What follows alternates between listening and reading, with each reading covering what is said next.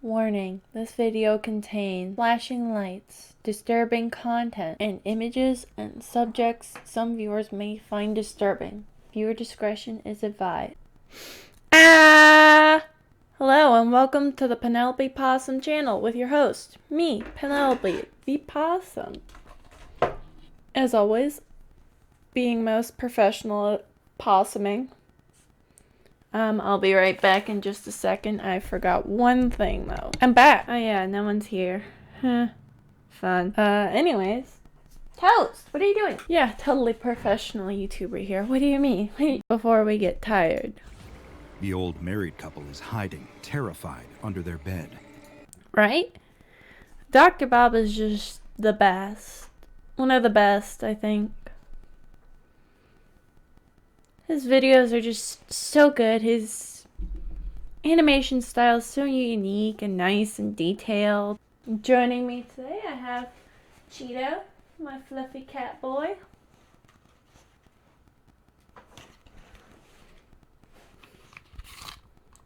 And a couple of drinks. That's all I'm gonna say. Not gonna say what kind of drinks they are. And a hand reaches. But I'm just gonna say they're yummy.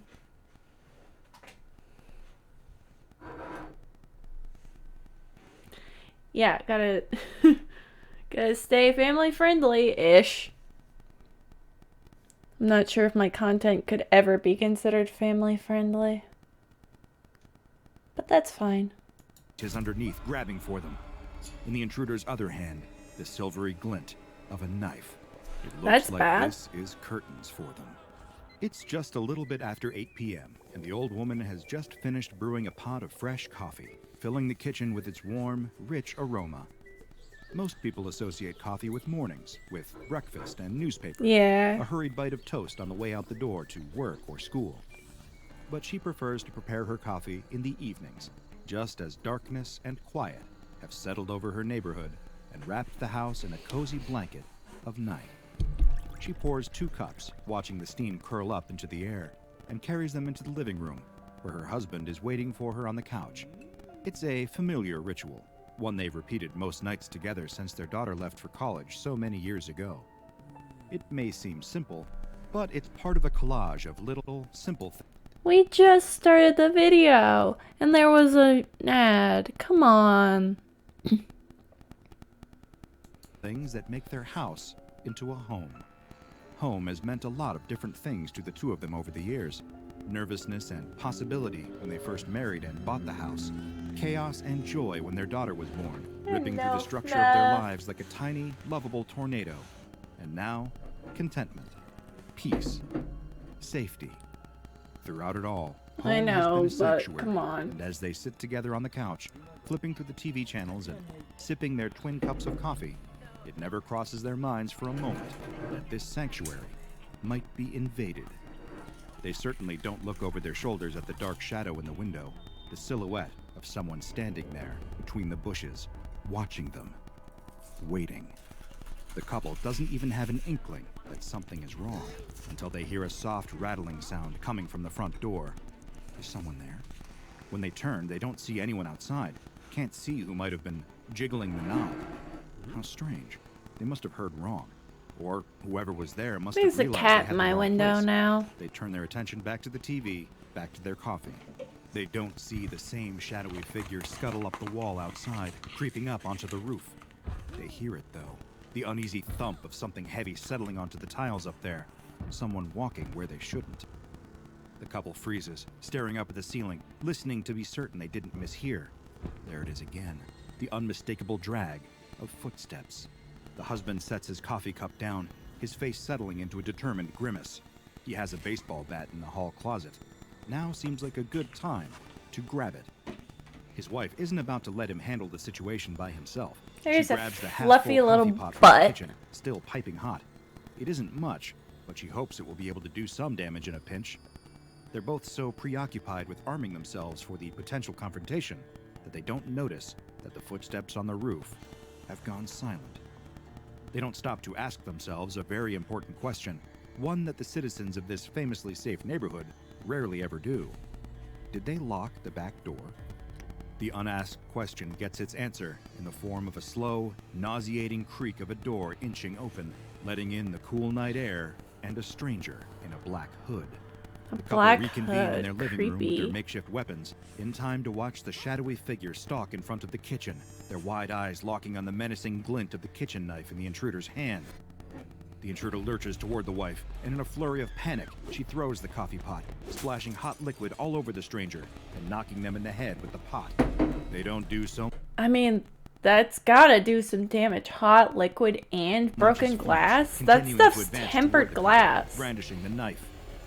The man raises the bat, preparing to swing it as hard as he can, but just as he's about to, he falters. The bat drops from his hands, clattering to the floor. He gapes at the stranger in utter horror, as if he's just seen his worst nightmare realized.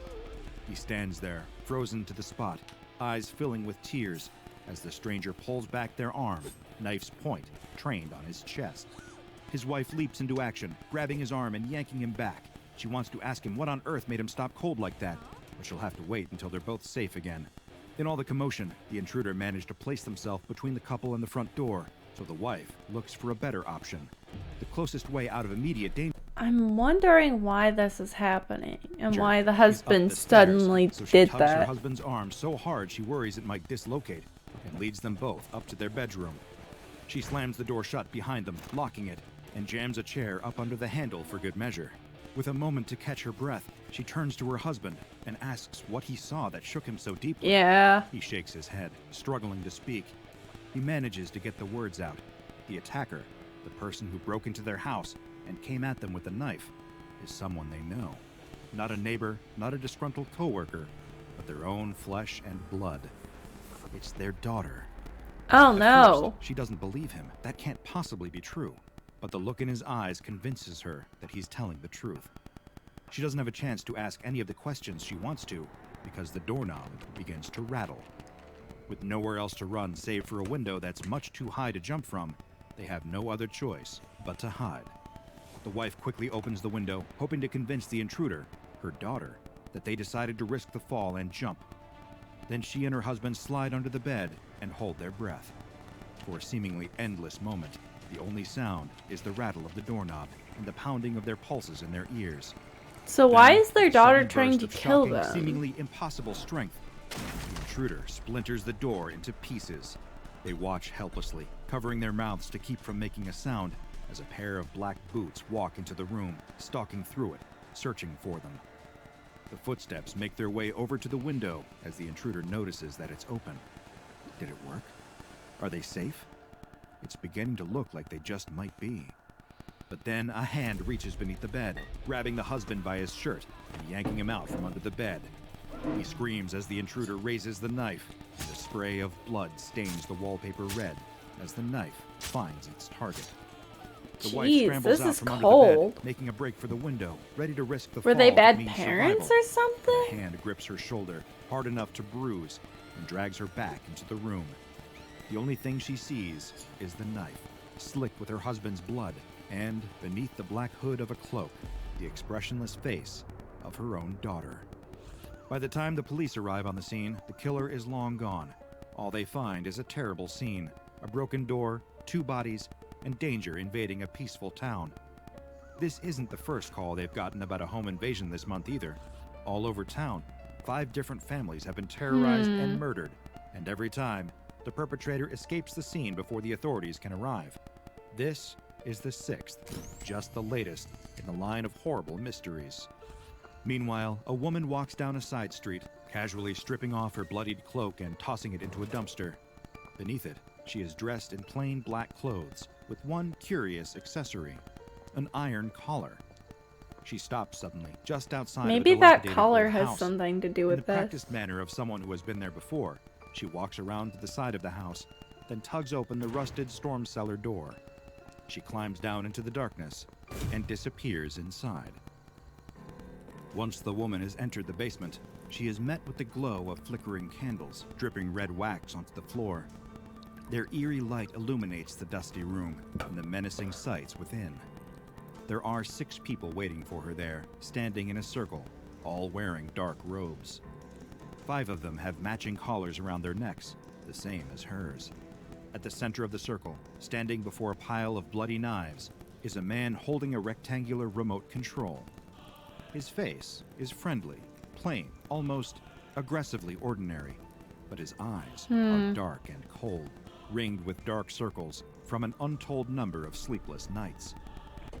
Alright, so what the hell is happening here? I get that these are some kind of mind control colors or something so far. But how did this guy get them? Where did he get them? Did he make them? Something ominous. Yeah, no crap. Curiouser and curiouser, my mind tries to puzzle the puzzle. The floor is smeared with arcane symbols painted in blood, littered with the bones of animals. The whole room reeks of iron and rotting flesh. Still, the woman does not react, her eyes as dispassionate as they were when she butchered her parents only a little while ago. As the man with the remote control, the leader, presses a series of buttons, the woman takes her place in the circle, tossing her freshly bloodied knife onto the pile. He smiles at her, a broad, warm, beatific smile, like an owner celebrating their new puppy performing a trick for the very first time. He congratulates her on a job well done, then hits another button on the remote, placing her in a static position, arms at her sides. He addresses his group of acolytes, holding his arms up to command the attention of the room. Not that he needs to do much to command their attention. Their eyes are trained on him, unblinking. Their expressions vary, however. Some look unfazed, like the woman who entered the room most recently. Others stare at him in awe, some with an undercurrent of fear, and others gaze at him with pure, naked hatred. Still, they do not move. It is, the leader announces, time for the next phase of their transition into their new lives.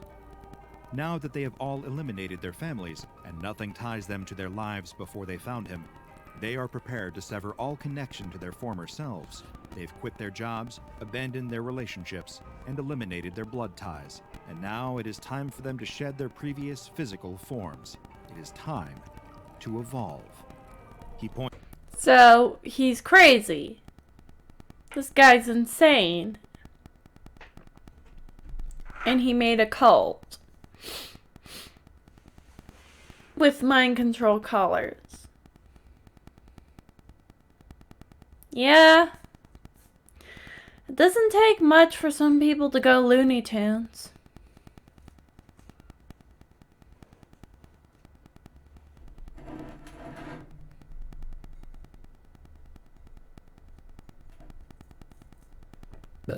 Points to one of the more eager acolytes, calling them forward.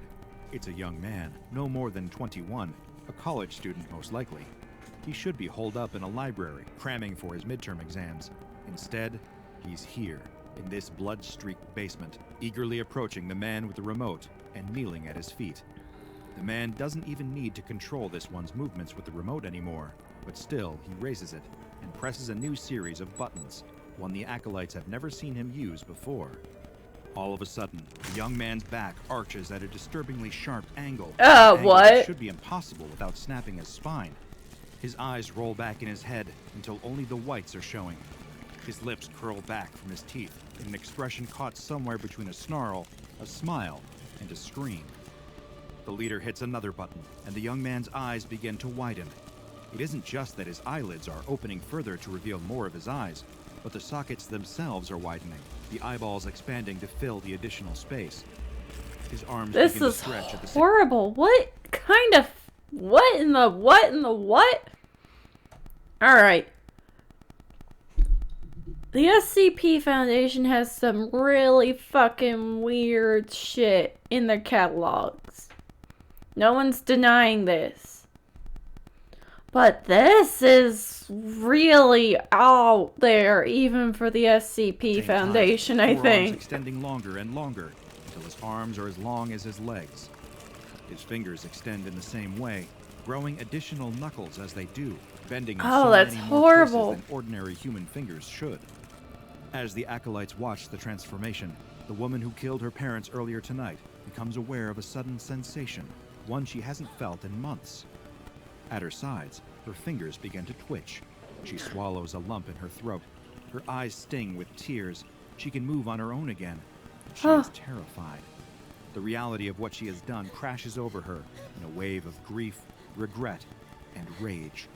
He made her do it. But now, with the power of the remote focused on reshaping the young man in the center of the circle, she is tasting a moment of freedom. The leader hasn't noticed yet. She just has to decide what to do with it. As the leader punches another button, twisting the young acolyte's feet around until they point backward, tendons popping and bones snapping loud enough to fill the room with a cacophony of horror, the woman's eyes settle on the remote in the leader's hand. That damned thing. It's the cause of all of this. It's the reason she's standing here. And the two people she loved more than anything in the world are lying dead on their bedroom floor. Damn. It and him. The leader. She doesn't even know his name, but she does know one thing for certain. She's going to kill him tonight. With the feral determination of someone with nothing left to live for, the woman leaps at the leader, knocking him to the ground and knocking the remote out of his hand. Thank God. He roars with rage at this interruption, at this show of defiance from one of his acolytes, and scrambles to grab it off of the ground. But she gets there first. She doesn't know how to operate it, but she presses buttons at random, hoping to free the others. All around the circle, the acolyte's limbs begin to jerk wildly, their feet moving of their own volition. Some of them are screaming, some laughing, some weeping. The transformed young man on the floor hisses and grabs at the woman, clawing at her hand and trying to rip the remote from her grasp. As she smashes as many buttons as she can, the leader picks up one of the knives from the floor and charges at her, the room plunging into a chaotic blur of violence and fear. When the police burst into the house the next day, when they discover the secrets in the basement, everyone in it is dead. The unusual circumstances of the case. I'm just glad that that poor sod in the middle was put out of his misery. But how does someone like that come across or make an item so powerful? Attract the attention of the SCP Foundation, who take over the investigation and bring the strange items at the scene into custody, giving them the official designation SCP-010. SCP-010 consists of 6 visually identical cast iron collars, each equipped with a numbered metal tag, as well as one remote control that appears to go with all of the collars. The collars have been designated SCP.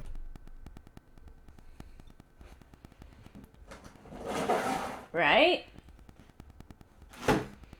I'm really glad that that girl at the end was able to break free.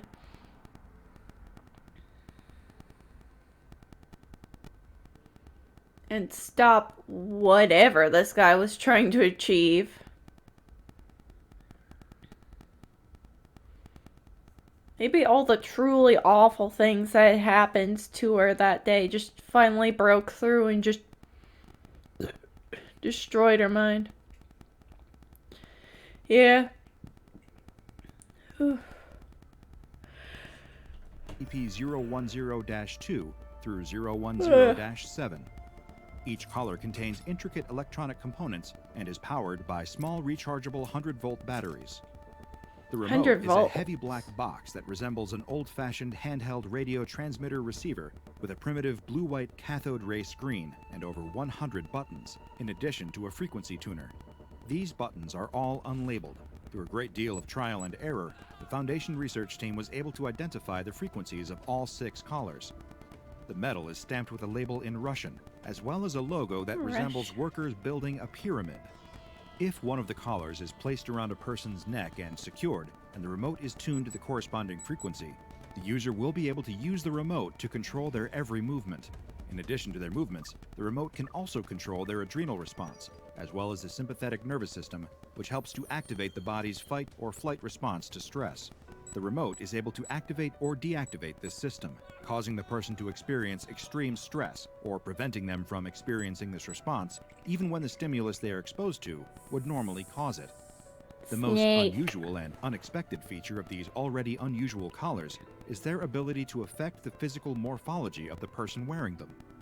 The extent of these potential changes has yet to be measured, but seems as if it would be nearly limitless for someone with complete command of the remote's programming language.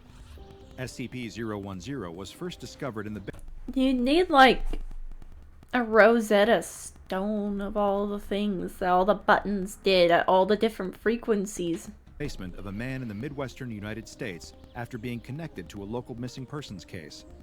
When the police raided his house, they found the bodies of several missing persons, as well as the man himself. They also found signs of a struggle and SCP-010's remote and collars. After the SCP Foundation got their hands on SCP-010, they conducted an experiment in the hope of better understanding its functionality. Womp. Researchers took SCP-010-2 apart piece by piece, labeling each component and photographing it. After it was reassembled, SCP-010-2 resumed functioning as normal. With a new understanding of the parts that make up these collars, the researchers attempted to build one of their own from scratch, creating the closest approximations possible of its components. Some were impossible to replicate, but the team did their best. In spite of their efforts, the new collar, SCP-010-8, did not function. Aw. However, when the unreplicable components of SCP-010-2 were removed and placed into SCP-010-8, it began to function as intended. Of course, this came at the cost of SCP-010-2's functionality, and it would not work again until its components were returned. For the next test, the replicable components in SCP-010-2 were replaced with replicas at random. When activated, SCP-010 was still able to function, and the swapping of Very replicable components anomalous. did not affect functionality at all. All SCP-010 objects must be kept in numbered locked boxes at Site-19. They may not be worn by anyone except approved test subjects, and may only be removed from storage for testing. Look at that shirt. That shirt this researcher is wearing. Look at it. This is a reference to a meme. This is a reference to a meme about an anime. I think it's called Jujutsu Kaisen, in which the meme is something... Yeah. The meme is something along the lines of the main super powerful character is a cat because he's sort of a tsundere in a way.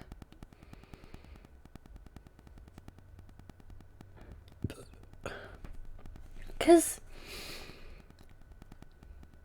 we all know what cats are like here. They pretend they don't care about you. They fluff around the house, being little fluffy weirdos.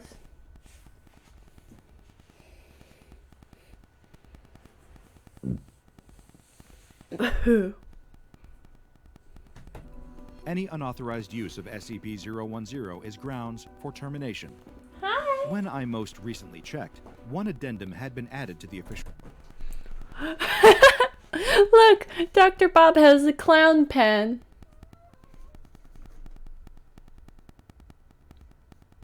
That's funny.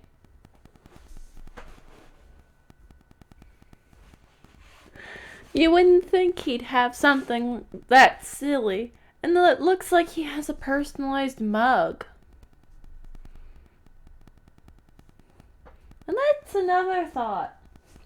Do you think Bob's not his actual name? Because Dr. Bob kind of sounds a little like a fake name, yeah? Like a name someone made up.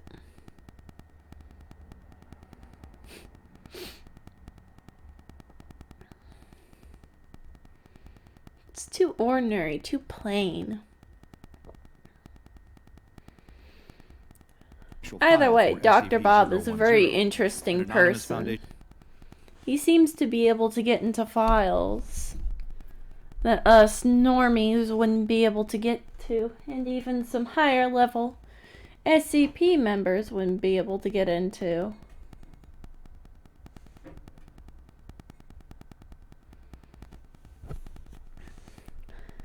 And he also seems to be an anomalous creature himself, having an array of abilities.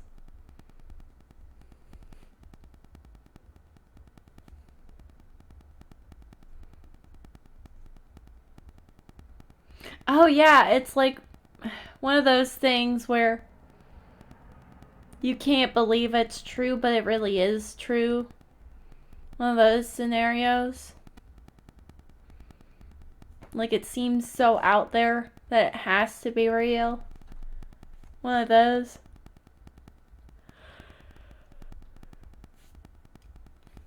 But there's no doubt Dr. Bob is some kind of SCP, right? Like he's not just a researcher and scientist. He's also an anomaly. And it's not surprising given that a lot of the SCP researchers and doctors and scientists are anomalies. Station doctor wrote, SCP-010 has been demonstrated to work more effectively in creating unskilled labor than for any other task. The logo is apt.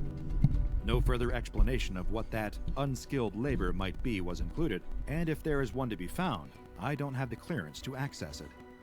As far as anomalies go, I find SCP-010 to be uniquely disquieting. Free will is one of the most sacred things we have. It's the very essence of our humanity. Our ability to make our own choices, to govern our lives, to have ownership of our bodies and minds. This is something that should never be stripped away. I can't think of a greater violation than to be forced into one of these collars. My only comfort, and there is very little to be had as long as SCP-010 exists, is that there are only a few of these collars out there, and whatever makes the collars work, the Foundation currently has no way to recreate it. And that's really unique. The fact that the Foundation wouldn't be able to recreate a functioning one of these is special because they basically have the technology and means to do just about anything. I'm sure this is frustrating for their researchers. I will personally sleep a little easier at night, knowing they can't build as many of these collars as they want, creating an infinite army of powerless slaves. At least, they can't yet. The boy and his father... Unlimited resources, not quite.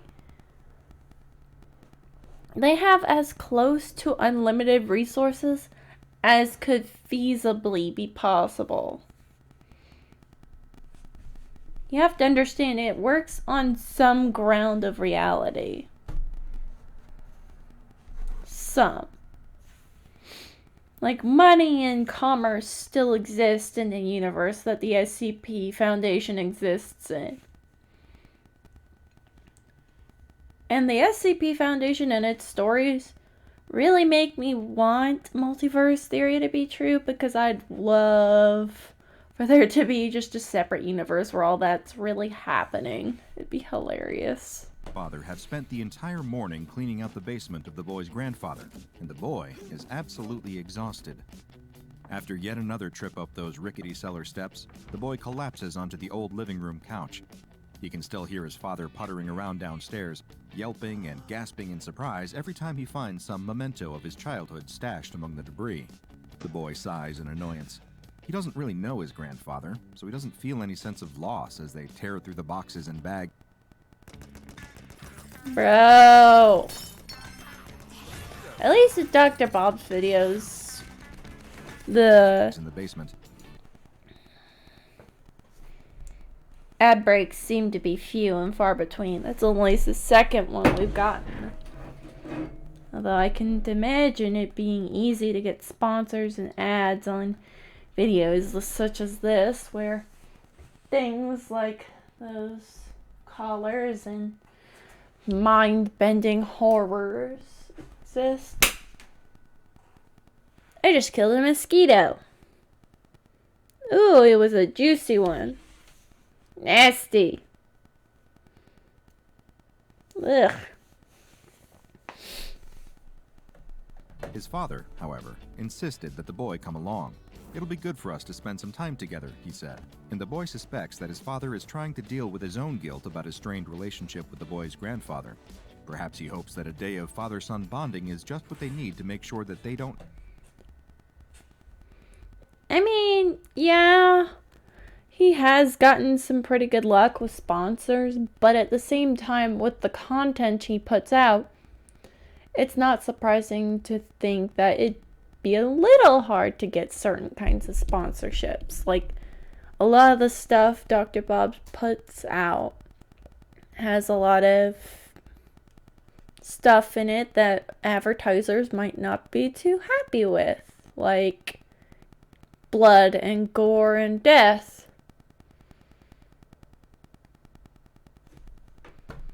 Won't grow apart as his father did with his grandfather. The boy, however, doesn't think that cleaning out a musty old basement should qualify as effective father-son bonding. It's super boring. Worse, it turns out that the boy's deceased grandfather was an absolute hoarder who couldn't throw anything away, so the house is filled with all sorts of worthless garbage. The boy groans. His feet ache from traipsing all those stairs, and his back aches from carrying boxes. He thinks that he deserves a little break. He pulls the small handheld gaming console from the pocket of his hoodie and turns it on. I'll just play for a couple minutes, he thinks to himself. I'll go and help Dad some more. You won't mind if I take a short break to recover? The boy is sitting on the battered couch in the living room, playing the latest game on his handheld game console, when his father lurches into the room, carrying a gigantic white plastic box in his arms. "Check it out, sport," says his dad, a wide grin on his face. "Look what I just found in the basement." The boy briefly looks up from his game, resisting the temptation to roll his eyes at his father's annoying enthusiasm. His father... I think we've seen this one before. I'm not sure, but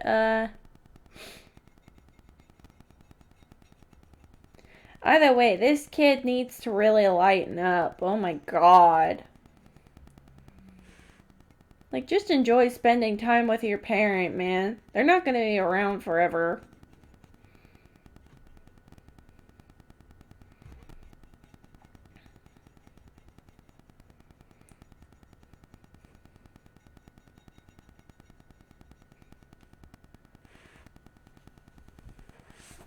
Maybe I watched this on my own time.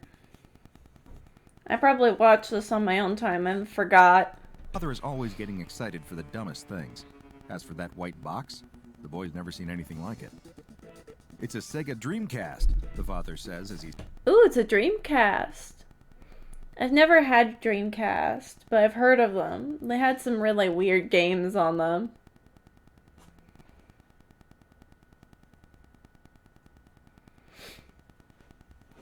It was a foray into a new medium of three-dimensional games, I believe. It was a good console? Okay, I'll take your word for that, because I've never seen one in my life. I think it was a bit before my time. He sets the white box on the living room floor and starts to untangle the massive wires protruding from the back of the object. "This was my Before favorite its time? Probably. I've seen some Dreamcast games, and they were pretty good. A little weird concepts, but other than that, they seemed fun. And they had pretty good graphics as well for the time. I feel like if it came out a little later, like in the Xbox One, like the first Xbox, early PlayStation era, it would have done a lot better. Video game system when I was a kid. I guess your grandfather just couldn't throw it Or away." the "What else is N64, new?" maybe. mutters the boy under his breath. But he bites his tongue as he watches his father studiously pick apart the knots in the tangled wires. Obviously, this hunk of junk has big sentimental value for his dad.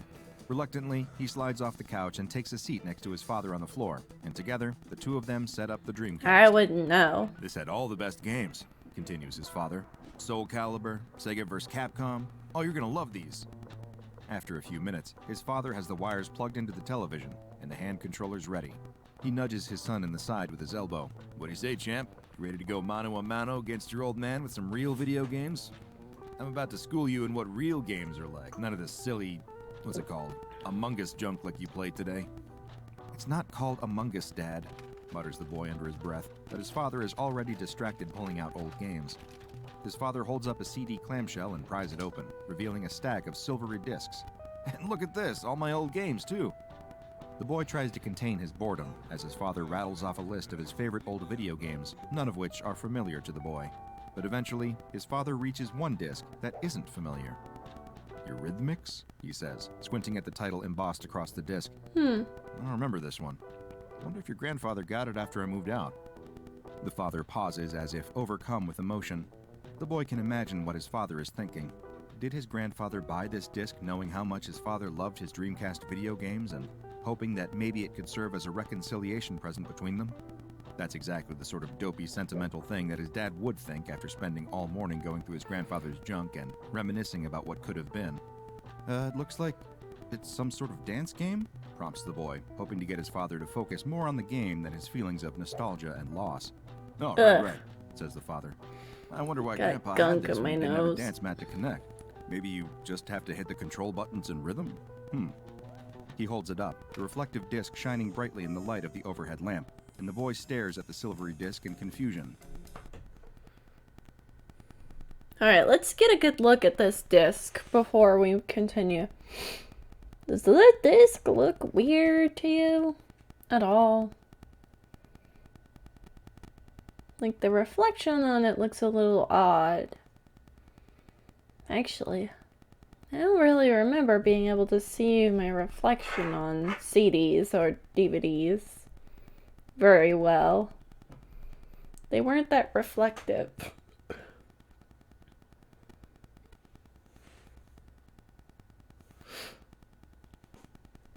He's seen pictures of CD-ROM discs before, in old catalogs or even movies, but he's never seen one in real life. Who even uses discs like that anymore? Everything's Lots of just people. downloadable from the internet these days. What is that anyway? Nope. Asks the boy. A CD? This is not a CD, says his father, a slight edge of annoyance in his voice. The boy rolls his eyes. His father is always acting like he should be familiar with the outdated dinosaur technology of his father's youth. When will his dad learn? Just because this junk was important to his father when he was growing up doesn't mean that it's still important to the next generation. The boy holds his tongue, knowing that his father will probably start to sulk if he's reminded that time marches on, and that he's no longer as hip and with it as he likes to think he is. It's a GD-ROM, says his father, as if those words are supposed to mean anything to the boy. It stands for Gigabyte Disk Read-Only Memory. The boy has no clue what that means, and he hopes that his father isn't about to start a lecture on the different kinds of obsolete video game tech that he's suddenly decided are so vitally important for his son to know about. Luckily, his dad doesn't launch into a long-winded talk. He's too curious about what's on this mysterious disc to bother about that now. My The cat father is shoves the disc so, into the Dreamcast so and settles tired down on the right floor, now. gripping the controller with both hands. I He's don't as blame excited him. as a kid in a candy store as he waits for the screen to boot up. The boy can't remember the last time that his father has been so eager for anything. But his excitement is short-lived as the first loading screen boots up. A cheerful, happy melody plays from the Dreamcast speakers. The game title, Eurythmics, flashes on screen with options for 1 or 2 players listed below it. The father clicks over to 2 players, nodding for his son to pick up the other controller. The boy does as he's told. He can't imagine that this game is going to be any good. How old is it anyway? It's from when his dad was a kid, so that's all the way back in the 90s. This game might as well be 100 years old for all the boy cares. Immediately when the father chooses 2 players, the screen starts to glitch. The father yells in frustration, throwing his controller to the floor, but the boy sighs in relief. Thank God. At least now he won't have to pretend that this dinosaur game is anything good. I guess it's busted, says the boy, ready to turn away from the Dreamcast. But his father is insistent. No, it's just warming up. Watch, I'll fix this. He grabs his controller and tries to click on 2 players again. The screen only glitches more. Okay, just give me a minute, says the father. If this doesn't work, I'll just take the disc out and blow on it. I'm sure that'll work. The boy stares in I think that it might be busted. confusion. It's a disc, not a cartridge. He doesn't see any way that Rapid disc movement sleep. blowing That on it will doesn't have any sound effect. good. His father is just desperately grasping at straws, upset that his attempt at father-son bonding is being thwarted. Meanwhile, the cheerful loading screen music starts to fray, stuck repeating a single reverberating note that gradually degenerates into a tuneless cacophony. The pixels shimmy and wobble on screen, the image fracturing worse and worse as the father struggles to get the game console to respond to his commands. The boy watches the screen with disinterest at first, but then... Wait, what's going on? The more he stares at the screen, the more the random noises and broken graphics seem to form into something strange, something unknowable. Yeah, it's very interesting. Whoop! Ignore that. Ignore this. Ignore this. Ignore that.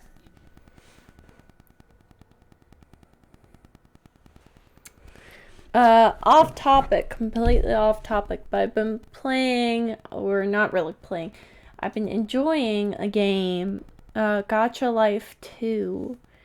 I'm sure someone, you might remember the Gacha Life videos, right? That we watched, like It's Illy.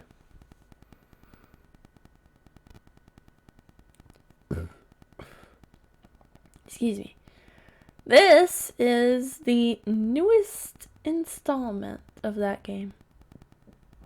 It has so many new features and stuff. And it's still being made. I'm anxiously waiting for the big features to be added, like props and whatnot. But also, something vaguely coherent? He blinks in confusion, his jaw dropping. He wants to call his father's attention to the bizarre formations on screen, but his father is too busy wrestling with the controller to notice the effect that he's having. Dad, look at the screen, says the boy, grabbing his father's shoulder and pointing. Huh? What is it? Did it work? What the... The father furrows his brow in confusion as he notices the wildly oscillating image on the TV screen for the first time. That doesn't look like a Dreamcast game at all. It's all broken, I think. The colors swirl around the screen in hypnotic, psychedelic patterns, and both father and son find themselves mesmerized, unable to look away. The boy is only vaguely aware of what computer graphics in the late 90s would have looked like, but he's reasonably sure that no underpowered 90s console could produce something this wild. The boy feels himself getting groggy, his brain fogging over as he stares at the wildly oscillating shapes on the screen. He feels like he could almost make sense of them if he just tried hard enough. It's like looking at one of those old-fashioned magic eye It is pictures. very trippy. Oh god. If you cross your epilepsy warning. Also, make sure you don't drop acid before you watch this video. eyes just right, but these strange swirls of color are something far beyond that. The swirls spiral into distinct vortex patterns to the point that the boy might almost believe that he's looking at eyes. Yes, that's it. He's sure of it. He wants to panic as he becomes aware of the sensation of being watched. He feels like something beyond the screen, some malevolent entity, has somehow gained access to his world via this video game and is now watching him, sizing him up like a predator would size up its prey. He can't think of anything except those staring eyes with their rotating pupils. He wants to fall forward and disappear into the eternal nothingness of those awful eyes. Next to him, his father is silent. Like the boy, he's also enraptured by the infinite eyes on screen. Oh my god, he mutters, so quiet that the boy can barely hear him. Do you see the eyes? It's your grandfather. He's watching us from beyond. I know that's him. The boy doesn't know whether his father is right. His father is probably just letting his guilt color his perception, because the boy doesn't feel like there's human intelligence on the other side of the screen. Whatever is out there, whether it's an alien mind from beyond human ken, or simply a computer program given awful sentience by a freak accident, it's not something that the boy can even begin to comprehend. He feels his mind shutting down in the face of that terror, as if his brain simply cannot take the strain anymore. He's only vaguely aware of his father hitting the floor in a dead faint. That should worry him. He should be frightened. He should want to rush to his father's side and try to shake him back awake. But his brain can't make his body respond. He feels his arms and legs getting weak and his eyelids getting heavy. It isn't long before his eyes drift shut, and the boy collapses onto the floor next to his father. I think this might be somehow related to the grandfather. Hours later, after the sun is already set, a car pulls up in front of the house, and the boy's mother gets out.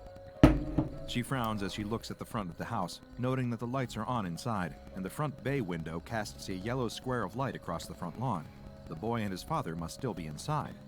They were supposed to have finished moving all that junk hours ago. She's tried calling both of their cell phones to remind them that they should be home for dinner, but neither father nor son has answered any of her calls or texts. She's not worried, though. They often ignore their phones when they get really involved in an activity, and she suspects, rightly, that her husband probably found some childhood relic in the basement that's distracted him from getting the task done. She's willing to bet that the two of them probably haven't even finished cleaning the basement. She walks up the garden path and puts her hand against the doorknob. The door creaks open. She frowns. Nothing sinister about that, right? Of course, they wouldn't bother to lock the door if they were still working inside, right? Ew. Nevertheless, she feels a strange chill run up her spine. Why is she suddenly so nervous? She pushes open the door and fumbles for the light switch. The foyer is dark, as is most of the house. The only light comes from the living room, and she can see that something within is throwing dancing shadows against the far wall. She hears a toneless, mechanical drone emanating from the living room. Are they watching television? That would be just like them to turn on the tube and completely lose track of time. But what TV show would make an awful din like that? She storms into the living room, ready to read her husband and son the riot act. But then, she stops dead in her tracks. Her husband and son are here all right, but they're lying in crumpled heaps upon the floor, staring glassy-eyed at the ceiling. She screams as she rushes to her husband, praying that she's wrong, that they're just playing a prank on her, that they just got tired and lay down on the floor to rest. But as she presses her finger against his wrist, she feels that he's cold and lifeless. He's dead, and has been for hours. Her son, pale and cold and lifeless, lies next to him. She looks up, Damn. her gaze connecting with the television screen. That's no It good. continues to flash vacillating images in an erratic loop, nonsense static that she can't understand. But if she didn't know better, she might almost feel like it's watching her. The strange, swirling eyes stare back, unblinking and eternal.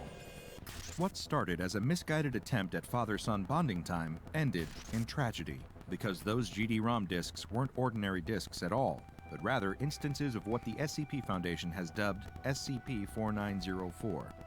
SCP-4904 is a set of 7 modified GD-ROM discs manufactured by the Sega Corporation. SCP Foundation agents have been able to pinpoint the date of manufacture of each disc sometime between 1997 and 1999. The GD-ROM was a proprietary format originally used for the Dreamcast video game console, developed by Yamaha as an answer to fighting the piracy that was rampant among more standard compact discs, and to offer increased storage capacity without the expense of the fledgling DVD-ROM. Right. The GD-ROM seemed promising at the time, as it had a storage capacity of a full gigabyte, 42% higher than conventional CDs. Ultimately, though, GD-ROMs failed to catch on and were quickly outpaced by DVD technology. The 7 discs in the SCP Foundation storage are visually Ow. indistinguishable from non-anomalous GD-ROM discs, except for their serial numbers. The serial numbers give some indication of the mystery behind their origin, revealing that they were created by Sega's enigmatic R&D-0 division during the height of the 90s console wars. It is estimated that R&D-0 produced a total of between... I wonder what would have happened if instead of the Xbox getting popular, the Dreamcast got popular. What would that reality look like? Where instead of Microsoft getting the edge, it was Sega. Would Nintendo still exist?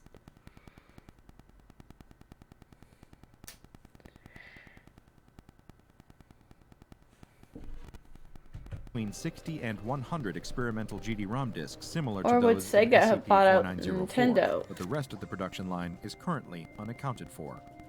Each SCP-4904 GD-ROM contains one Sega video game, including Sonic Adventure, Sega Rally Championship 2, House of the Dead 2, Sega Bass Fishing, Godzilla Generations, Virtua Fighter 3 TB, and an unreleased 3D rhythm game by the name So, Yeah. want to kill him? of Eurythmics. They probably wouldn't have been bought out by Nintendo. I think if they were so popular, instead of Microsoft getting the edge back then,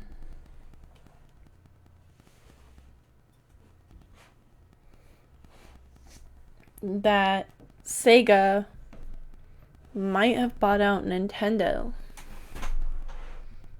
And we'd have Sega making Mario games or something. But the result when anyone tries to play any of these different games is always the same.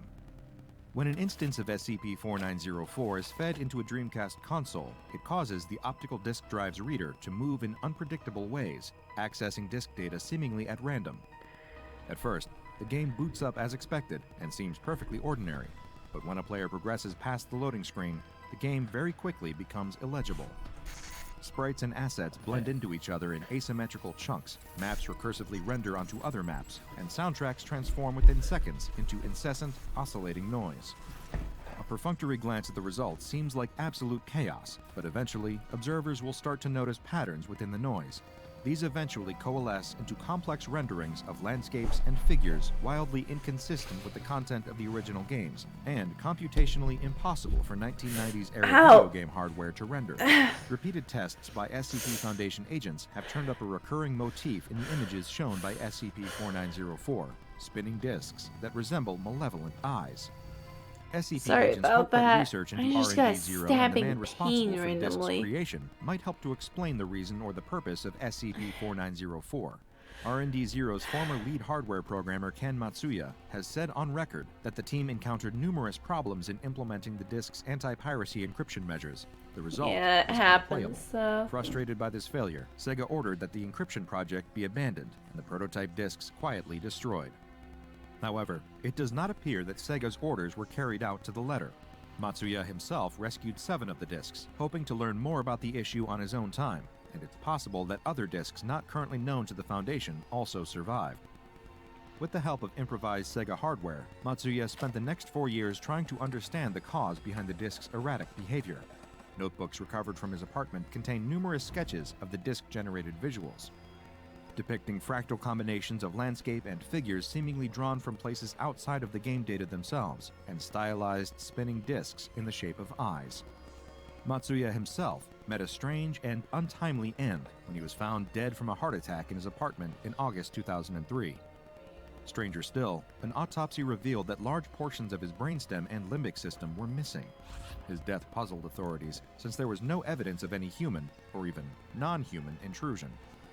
Matsuya had apparently loaded one of the SCP-4904 instances in his possession into his home Dreamcast before his death, because the distinctive psychedelic visuals were playing on his television screen at the time that his body was discovered.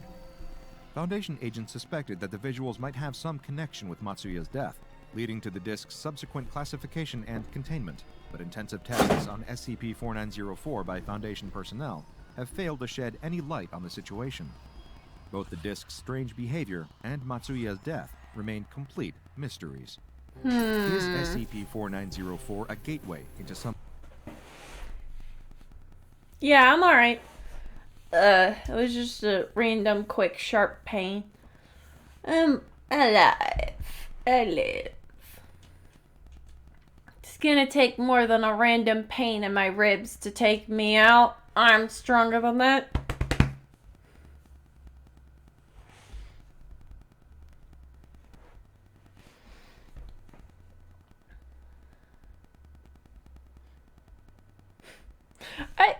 This reminds me of something funny. Excuse me. I forget what car model it was, but there was once a car model that Explodo Jones had posited as being basically unkillable. He said, and I quote, "You could take the engine out, sink it in the sea, take it back out, put it back in backwards into the trunk, and fill the gas tank up with marinara sauce, and it'd still run."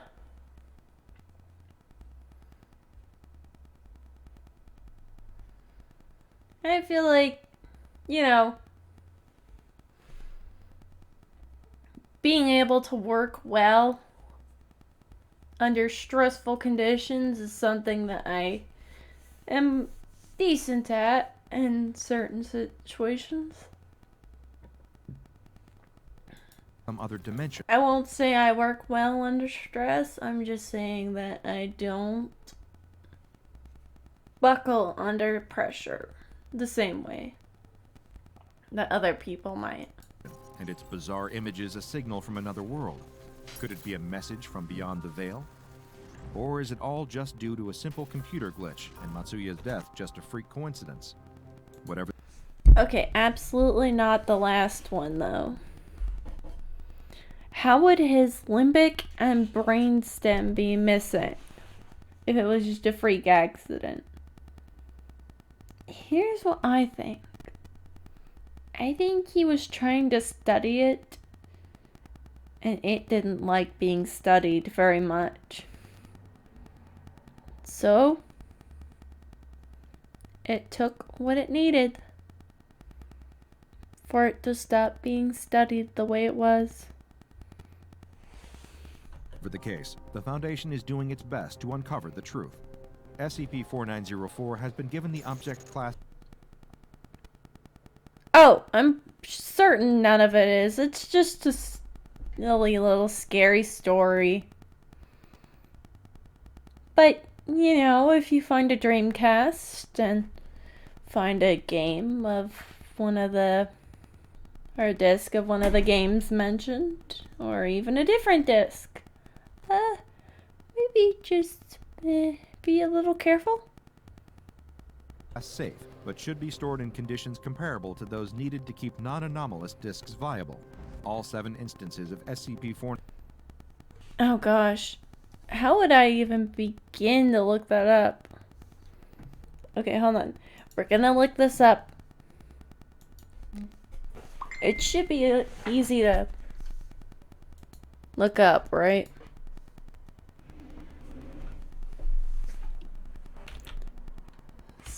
Sega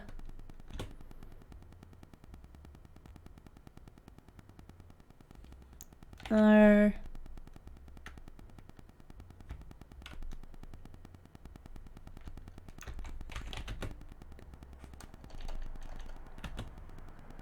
and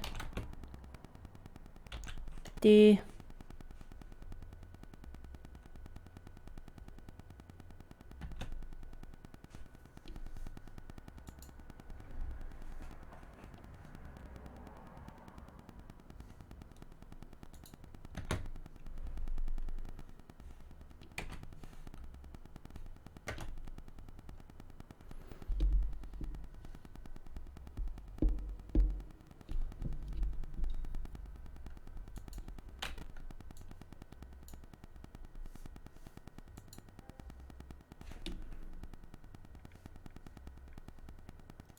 I heard a noise.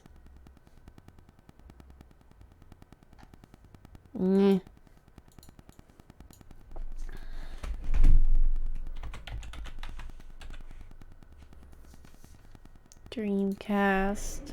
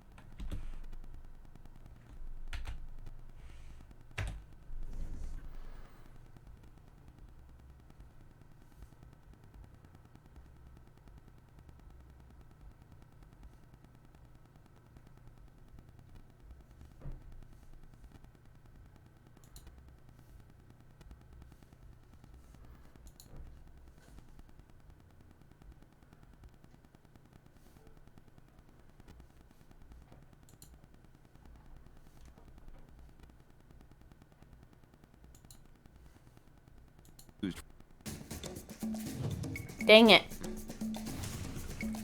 I'm hoping... used for the Dreamcast video game console, developed by Yamaha as an answer to fighting the piracy that was rampant among more standard compact discs, and to offer increased storage capacity without the expense of the fledgling DVD-ROM. The GD-ROM seemed promising at the time, as it had a storage. Ultimately, though, the 7 ROM discs, except for their serial numbers, it is estimated that are similar to those in SC. Each Sega virtual result when extensive as reader at first, loading to each form with seem video during mode malevolent team was on numerous problems in hardware programmer Ken Matsuya. Ken Matsuya. Hold on. We'll be able to look up that name. Ken Mats.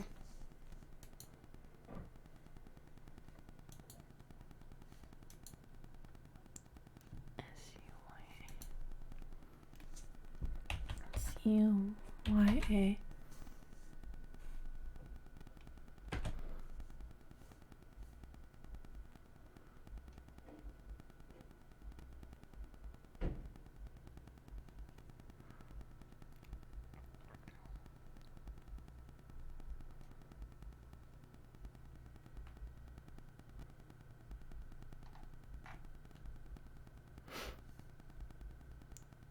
The only person of note I'm seeing is this guy.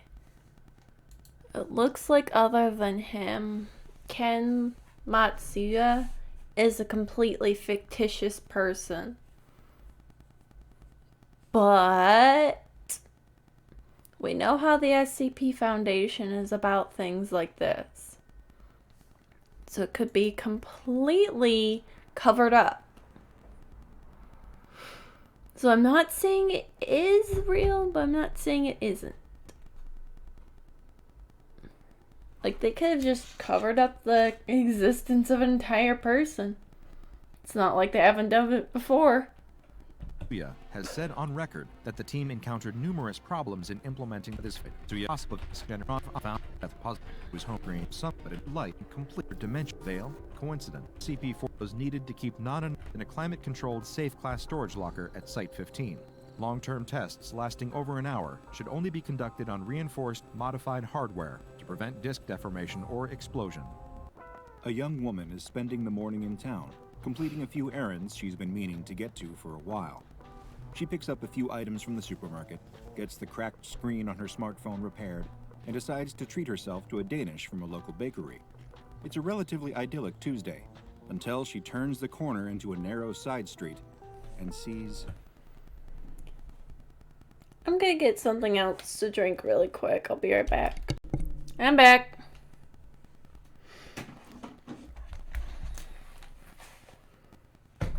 them. It can often be a little disconcerting to suddenly find yourself staring at a crowd that is gathered for seemingly no reason, but something about this one makes her particularly nervous, and she quickly realizes why. Each person in the tightly packed together group is grinning, as if they are all in on a particularly cruel joke about her. At face value, they all seem to be very different people, a collage of ages, races, genders, in different clothes with different styles, and yet they're all walking with perfect synchronicity, one perfectly timed footfall at a time. This is enough. I'm sorry, this is such a weird comment to make, but this pair of socks right here looks so uncomfortable. It's caught me so off guard.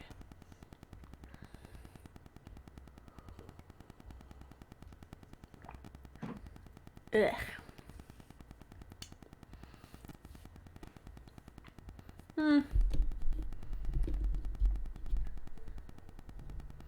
Yeah, it looks like really cheap, shitty wool.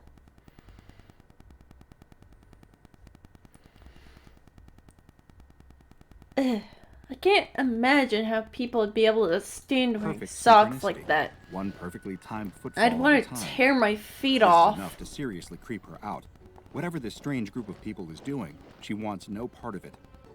Instead, she turns and heads in the opposite direction, fast walking and stealing discreet but frequent glances over her shoulder. She can't help but notice, even when the crowd exits the small side street, that they remain huddled together, like security guards packed tight around some invisible VIP. And even worse, they seem to be following her trajectory, getting faster, getting closer, still perfectly in sync with one another. How are all these people gaining so fast? She thinks to herself. When she's around a corner and out of sight, she does the sensible thing and breaks into a sprint, eager to put some distance between herself and them. Even though they haven't shown any signs of overt aggression, she can tell on some visceral level that they mean her great harm. She knows if ever they get close enough, within grasping distance, something terrible will happen. She's soon back at her home and locks herself in, bolting the door behind her. She breathes a sigh, but she's not relieved, not really. Maybe she's paranoid, but she feels like she isn't out of the woods just yet. Those eerie smiles, those perfect footsteps, she can't get them out of her mind. She slips into her kitchen and slides a knife out of the block. She tells herself that doing this is a little crazy, but having some kind of weapon in hand makes her feel at least a little bit safer. But whatever the feelings of comfort the knife gives her are shattered when she hears the doorbell ring. She hadn't ordered anything. She wasn't expecting anyone. Who could that be? She hides the knife behind her back and makes her way towards the door. Ding dong, it rings again. Whoever is on the other side is getting impatient. She opens the door slightly, but leaves the chain in place. There's a smiling man in a business suit on the other side. She's racking her brain, trying to remember. Is he one of the people from the crowd? Or is she just imagining things because she's free? No, but look, right there. He's right there, looking like G-Man from Half-Life. Out. She can't tell anymore. She can feel her palm getting sweaty around the knife's handle. The man at the door clears his throat and says, "Excuse me, ma'am, I won't take up too much of your time, but I wanted to ask, have you heard the good word?" She shakes her head and tells the stranger that she isn't interested in hearing his pitch, but he just keeps smiling and presses on. Do you ever feel lonely, dissatisfied, unfulfilled? Don't you ever wish that you could become a part of something bigger than yourself? It'd be a real weight off your shoulders. She's starting to run out of polite ways to deny him when she hears a faint tapping against the nearby glass. The young woman turns her head and looks into her living room. Where'd her eyebrows go? Standing at the window, rapping on the glass with her knuckles. Wait, hold on. Where'd her eyebrows go? Hold on. Where'd her eyebrows go? I know this is supposed to be Spooky Scary Saturday, but what happened to her eyebrows? Her eyebrows went yeet!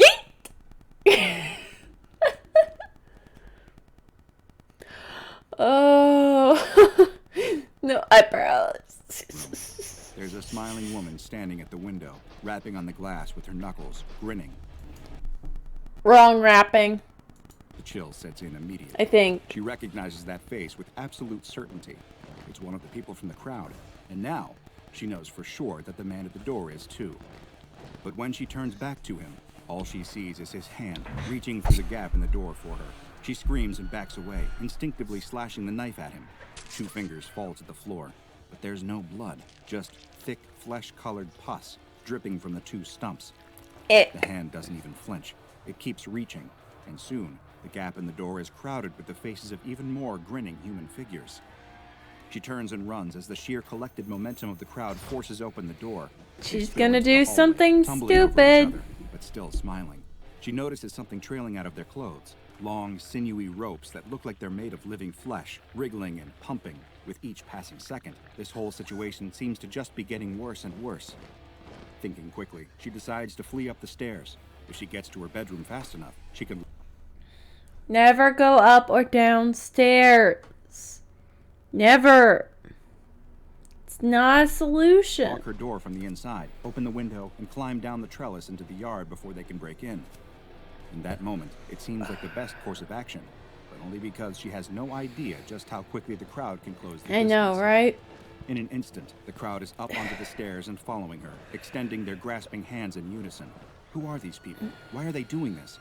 The questions that flood her mind are soon forced out by the shock of the grinning stranger in the business suit, pulling her into a powerful bear hug. He squeezes hard, and she can feel it in her muscles and bones. She wriggles for her life, but she Her can't resist eyebrows her are back, strength. though. The rest of the crowd reaches for her. She spots those awful fleshy cords again, emerging from the backs of all these terrifying strangers. And now she sees what they're all leading back to, a giant, formless blob of flesh, like some corrupted, unknown organ, a huge, monstrous tumor. It pulses and throbs.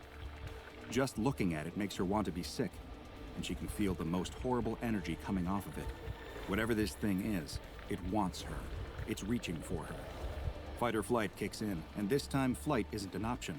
The stranger in the suit has a good grip on her, in spite of his missing fingers, but she's still got the knife. She can see the cord trailing from his back into the giant flesh blob, and with one decisive strike, she severs it with the kitchen knife. Immediately, the man in the suit lets go of her. Both ends of the cord flop down, spraying more of the flesh-colored pus, but the effect on the man himself is even more drastic. He flails around, making the most horrible, guttural gurgling noises she's ever heard. He heaves and vomits out gallons of the pus. It sprays from his eyes and nose like a fire hose. It oozes down and out of his pant legs. His body deflates like a punctured balloon as the awful substance cascades out of him. All that's left is a wet, vacant sack of skin and clothes, quivering on the floor. But she doesn't... Oh, that's nasty, man. Come on. That's gross. have time to dwell on the horrors she's just witnessed. She needs to get out of here, now. She turns and continues running up the stairs as the crowd regroups and begins chasing her. She can hear their perfectly synchronized footsteps sloshing through the liquids of their fallen member. They've barely even slowed down. She keeps running. She just needs to keep running. A number of hands close around her body. Several of them clamp around her wrist, squeezing tight until the knife falls from her hand and clatters to the ground. They've learned already. I wonder. Makes me a little sad that I'm drinking something. Putting a liquid in my body feels really inappropriate right now.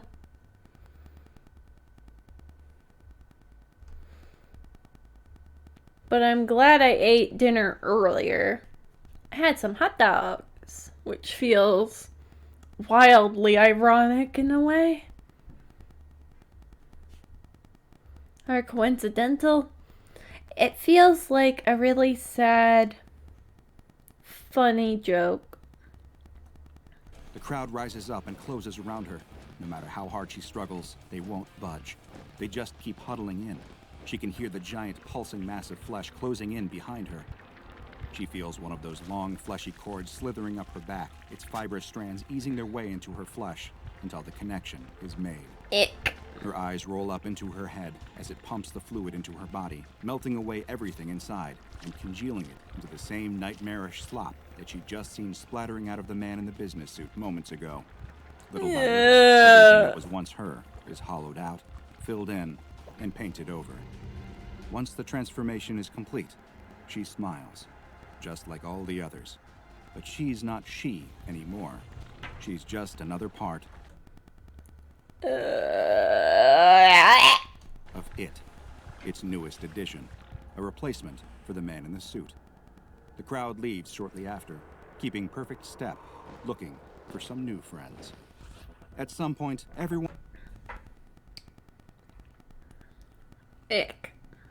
And my drink has looks felt the weird desire too. to fit in, but one anomaly takes the desire to join the throng to its ultimate extreme. This is SCP-428, also known as the Crowd. In its purest state, SCP-428 is an amorphous mass of flesh connected to a number of human hosts with... I'll be right back. Sorry, I realized what I was drinking kind of looked like the stuff that was coming out of those people.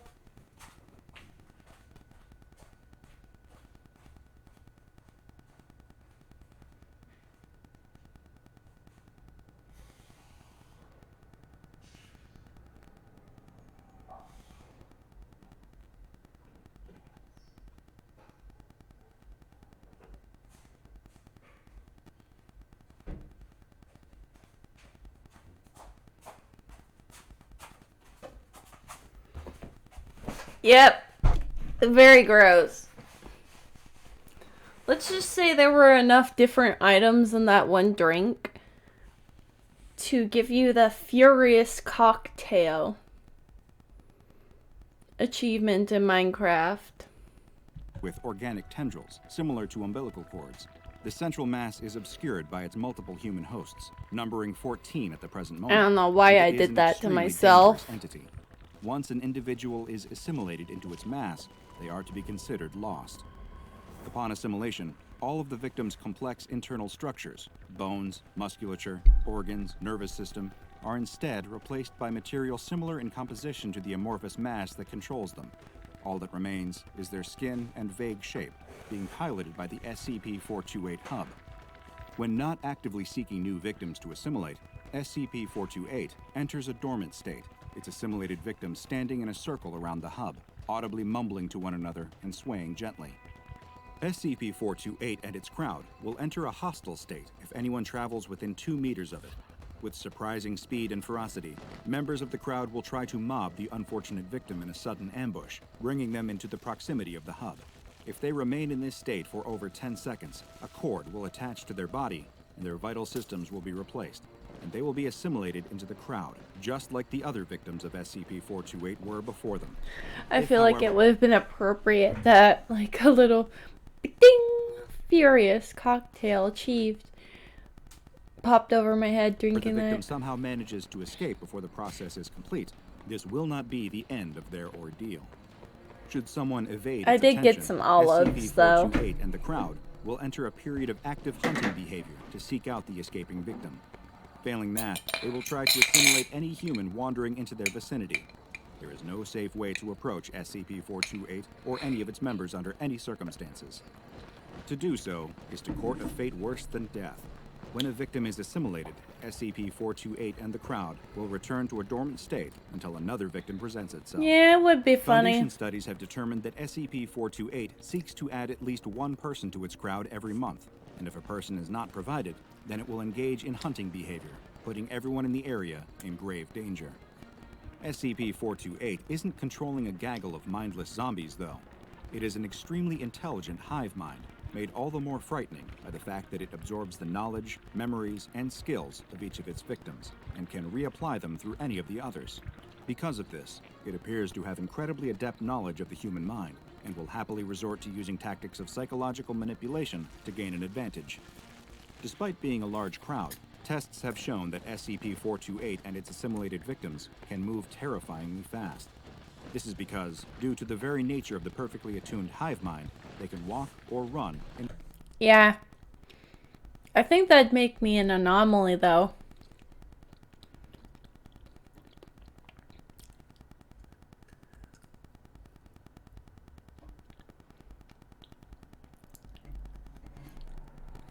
A safe class anomaly, but an anomaly nonetheless. synchronicity. To best understand this, picture a centipede skittering at great speed across a wall. So many legs, but all sharing a perfectly coordinated nervous system, Yeah, Dr. Bob would get me.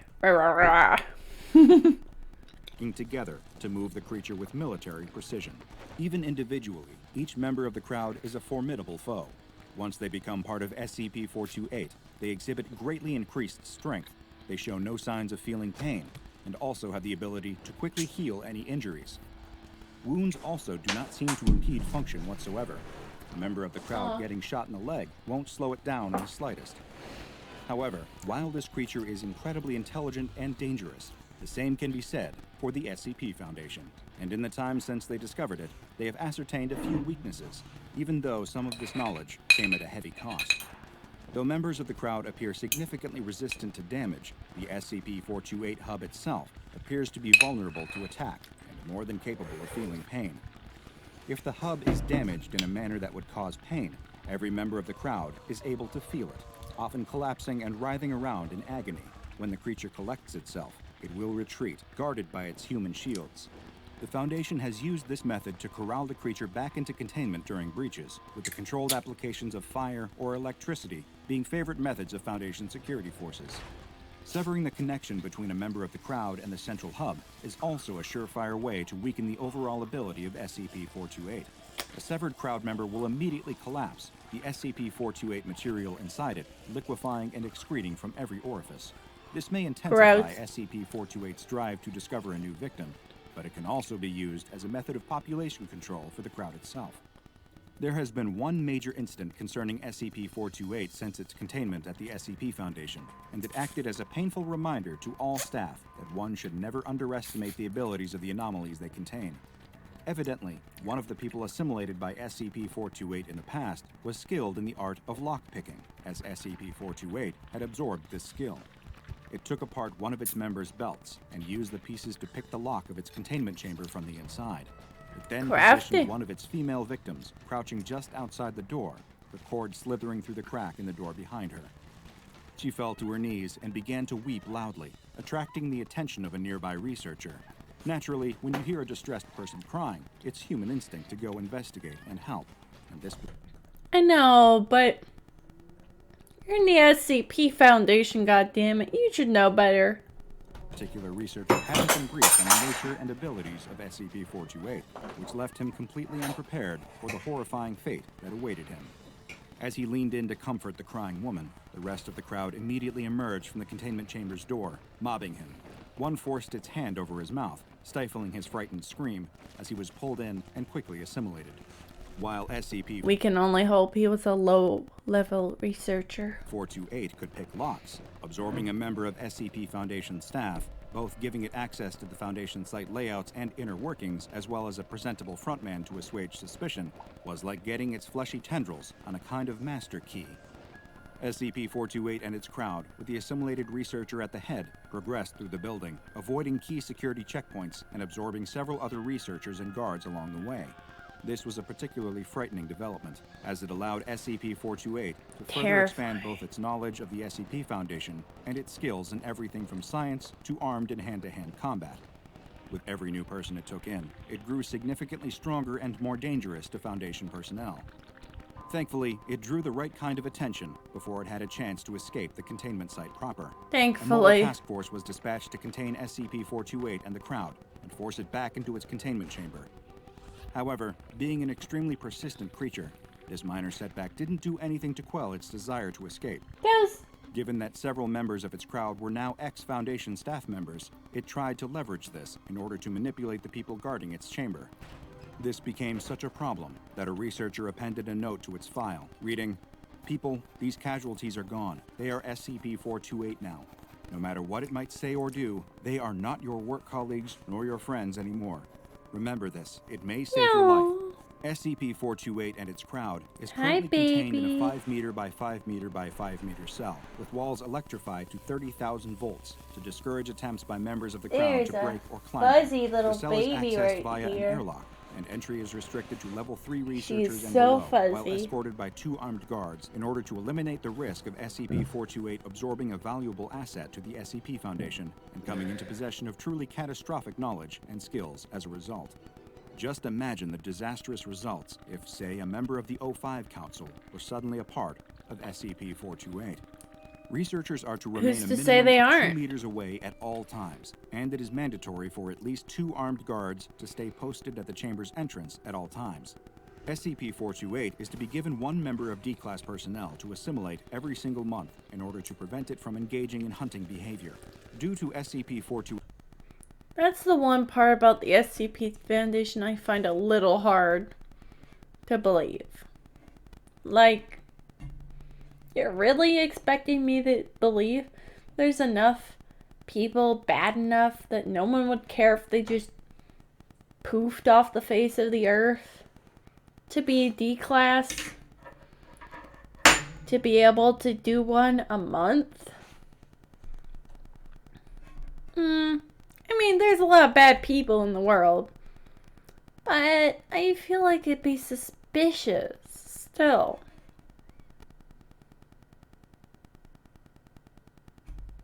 Maybe?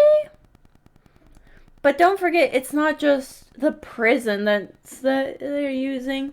They pick homeless people off the street. They pick up drug addicts, people with no homes, no families, no lives.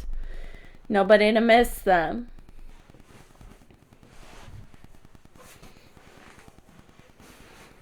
Basically, D-Class are no-life losers who no one would miss. Or complete sociopaths and psychopaths who really deserve what they got.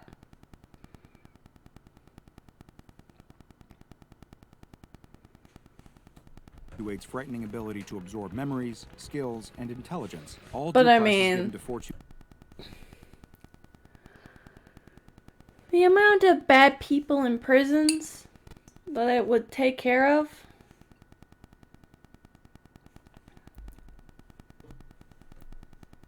I think the SCP Foundation would be well within their rights to let people know how bad the punishments can really get for people who are particularly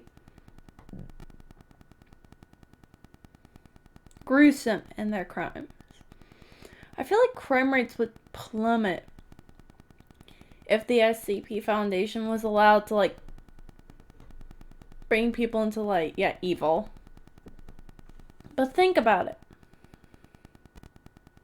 Crime rates would plummet drastically if something like this existed and people knew about it, right? Like, it's beyond just death. It's the torment, the torture. Yeah. We'd have to have a much more thorough field of investigation to make absolutely certain who we're putting in prison is truly guilty of a crime. But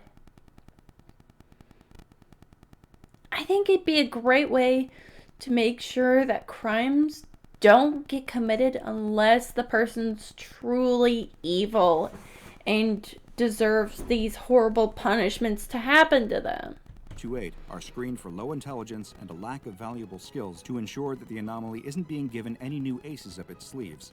However, continually giving SCP-428 new victims is going to increase its overall size and thus necessitate gradual containment upgrades.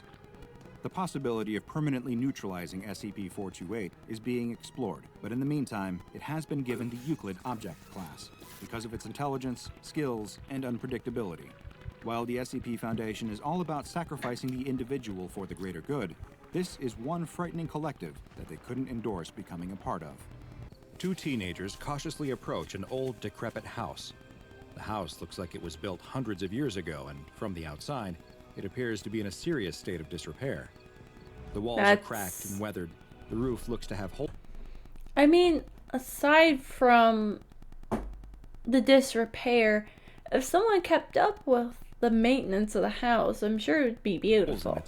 And one of the decorative columns has completely collapsed.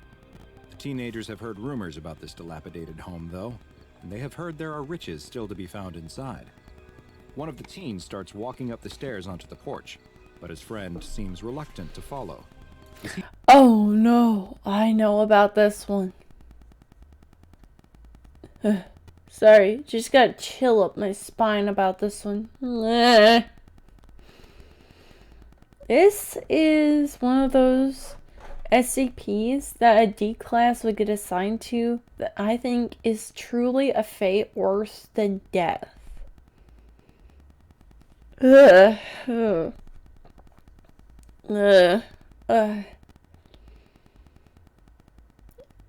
Like, the last one turned my stomach pretty bad because of the descriptions. This one's really gonna turn your stomachs. He's sure that no one lives here. The braver of the teens tells his friend that he's been watching the house for days and hasn't seen anyone come in or out. The only signs of life have been a very faint light visible between the cracks of the house's boarded-up windows, and he's not even sure if he actually saw any lights or not. If there is anyone in there, it's just some crazy old person. They can easily scare them off and loot the house at their leisure. His friend still doesn't look sure, but the other teen proceeds to take out a lockpick. He tells his friend to keep a lookout while he works on the door. He doesn't need to keep watch for long, though, since the lock almost immediately opens with a loud click. He opens the door carefully, but it still squeaks loudly. Through the crack, he can't see much of anything inside. It looks very dark. "Come on," he tells his friend as he slips inside. His friend looks nervous as he watches his friend disappear into the house. Suddenly, there's a loud crash. "Oh no, we've been caught," he thinks as he spins around. What was that? Did you see that? Suddenly, Hold there's on. a loud crash. "Oh no, Who is that? we've been caught," he thinks as he spins around. But he doesn't see a police officer coming to arrest them or a nosy passerby. Instead, he watches as a cat chases a rat into some trash cans, knocking more of them over. He breathes a sigh of relief as he watches the cat come out of the pile Subliminal of trash, evil. holding its prey limply by the tail. He turns to follow his friend into the What a house, good kitty, but is though. stopped when the door snaps shut in his face. The cat's good, at least. That's one thing you can usually be happy about with the SCP Foundation is they don't usually get cats involved. There are a few feline SCPs, though. He tries the doorknob, but it Like Josie, the half-cat. who is, in fact, a cat, who appears to be missing their lower half. As in, like, imagine a cat standing on all fours and the entire butt section is gone. Like, from the ribs down is gone. It's locked. He taps quietly on the door. No response. He taps a little louder, whispering, "Hey, what's going on?" But still no response. What is going on? Inside, his friend is also pulling on the doorknob, but it's no use. The door won't budge, and the Also, notice the RU in this? Yeah, this is Russian SCP. lock won't turn. He also tries tapping lightly on the door, but there's no signs from outside that anyone has heard him. He's trapped. He looks around the darkened room. Just like the outside, the interior looks like it hasn't been updated in hundreds of years. Dust and cobwebs are everywhere, like no one has set foot inside in decades. And yet, on several small tables and shelves around the room, are lit candles. With no other option, he decides to move deeper into the house. He creeps into the next room, which is in much the same condition as the first, dusty and old, but with Is that his shadow or someone else? several candles placed around that give off just the faintest amount of flickering yellow light. Not only does someone still live here, but they've lit these candles recently. He takes a folding knife out of his pocket and opens it, holding the blade out in front of him. Just then, he hears something, a noise like footsteps, and it sounds like it's coming from upstairs in the room right above him. They might be coming down to look for him. He needs a place to hide. He spots a sofa near the corner and tries to get down behind it as much as possible. As he grips the edge of the sofa with one hand, he suddenly drops his knife to the floor and uses his now free hand to stifle a scream. He looks at the hand that was just gripping the sofa and sees a long sewing needle plunge deep into his hand. Was this stuck into the couch? He pulls the needle out of his hand. It nearly went all the way through, and holds Ew, the Jesus! wound up to his mouth, trying to stop the flow of blood as he waits and listens. The sound of footsteps finally stop. Whoever is walking around, it doesn't sound like they're coming down the stairs to find him. He has to get out of this house, though. There must be another way out. He picks up his knife and quietly moves to the next room. Once again, it's in the same condition as the last. But wait, what's that How can you have that happen and only notice till then? in the corner? Is that a person lying there? Outside the house, his friend is looking through the same trash that he saw the cat hunting in. Aha! Just what he was looking for, an old wire hanger. He runs back to the old house, untwists it, and inserts the thin wire into the lock. Inside, the trespassing teen gets closer and closer to the thing in the corner. It's so dim, though, with the only light coming from the candles, that he still can't make out what it is. But he feels strangely compelled to find out. He picks up one of the Grab candles the off of a nearby there. table. Outside, he still can't get the lock open, but he's got to keep trying. He can't leave his friend trapped inside. He's standing right over the thing in the corner now. He kneels down and brings the candle close to see what it is, and screams. His friend throws down the hanger in frustration before sitting down on the porch. He can't figure out why his friend was able to open the lock so easily, and now it won't move. Did something in the mechanism break? He doesn't know what he's going to do, though. Should he call for help? The police will arrest them both if he does. How long should he wait, though? It feels like his friend has been stuck for a long time, and he hasn't heard anything from inside. What could possibly be happening in there? Should he just leave and hope that his friend is able to escape on his own? Just as he is wondering what Hello! to do, he hears a click behind him. He turns around and tries the door handle, but it's still locked. He looks down and sees the wire hanger. Maybe he'll give it one more try. He sticks the hanger into the lock and hears the lock pop open almost instantly. He tries the door handle, and this time, the door swings open. He stands there looking through the cracked door into the dark house. He's terrified at the thought of going inside, but he can't leave his friend in there. If he's in trouble, then he has to save him. Gathering up all of his courage, he enters the house and sees the same thing his friend did, a dusty old room. He takes a step into the candlelit room and freezes. There's something in the middle of the room. It's a chair that's turned away from him, but he can see that someone is sitting in it. But wait, is that his friend? Hey, he calls in a loud whisper, but his friend doesn't respond. Because Come on, he's let's dead. get out of here. Still no response. He starts walking He's toward dead. his friend, but stops when he hears what sounds like footsteps coming from the room above him. He's got to get his friend and get out of this house. He checks over his shoulder to make sure the door is still open before starting to quietly move towards his friend again. He's close enough that he can reach out and shake his shoulder, but his friend doesn't react. He walks around to the front of the chair and sees his friend. Except it's no longer his friend. Staring back at him are two empty eye sockets. His mouth has been pulled back by stitches of thread into a horrifying permanent grin. But worst of all is what he hears. It's the sound of the front door slamming shut. Privyet! Today's file is a special one and comes from the Russian branch of the SCP Foundation. It's SCP-1098-RU, also known as the Theater of Living Puppets. SCP-1098-RU. Yeah, it's rough. It gets worse, though. Is a two-story house located in a small Russian city, which appears to have been constructed in the Baroque style, which was popular in the 17th and 18th centuries, and is characterized by its exuberant details. The house is likely several hundred years old, and is in an advanced state of disrepair. The local government administration has marked the house for demolition multiple times, but for reasons that remain unknown, these plans are always scrapped or indefinitely delayed. All of the doors that lead into SCP-1098-RU are locked, and the windows are all boarded up. Anyone who attempts to damage the house, even just by removing the boards from the windows, will experience an odd anomalous effect that compels them to instead protect the structure and cause it no harm. This effect only wears off when the subject moves at least 50 meters away from the house. The only way to enter SCP-1098-RU is through the front door, which, even though it is locked, is easily able to be picked open, which causes no harm to the house and prevents the anomalous effect from overcoming the subject trying to gain entrance. Once someone has entered the house, they will find that the door closes behind them and locks itself.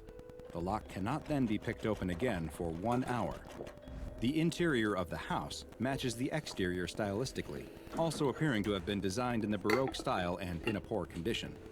The house is quite dark since there are no electric lights present, and all of the windows What are you got boarded there, up, Toast? blocking any outside light. Get The it! only illumination Get comes it. from the lit candles that are placed around the house, which appear to be constantly replaced Get and that. lit again when they burn Get out. it. Get the The sound of spider. slow footsteps can be heard inside the Sorry, one of my cats found a spider. You can barely see it. It might not be a spider. house, but the room they are coming from seems to change. The entity producing the sounds has been classified as SCP-1098-RU-1, and it is thought that it is also responsible for the placing and relighting of candles around the house, as well as several other anomalous effects. The Russian branch of the SCP Foundation first became aware of potential anomalous activity. It's not that bad. I can't really see it.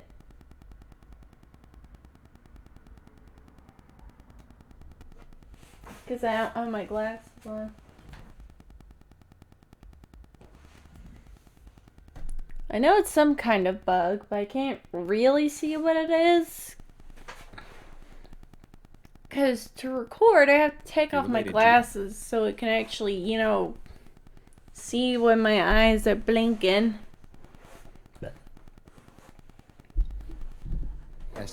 SCP-1098-RU, after the disappearance of multiple teenagers, was linked to the location.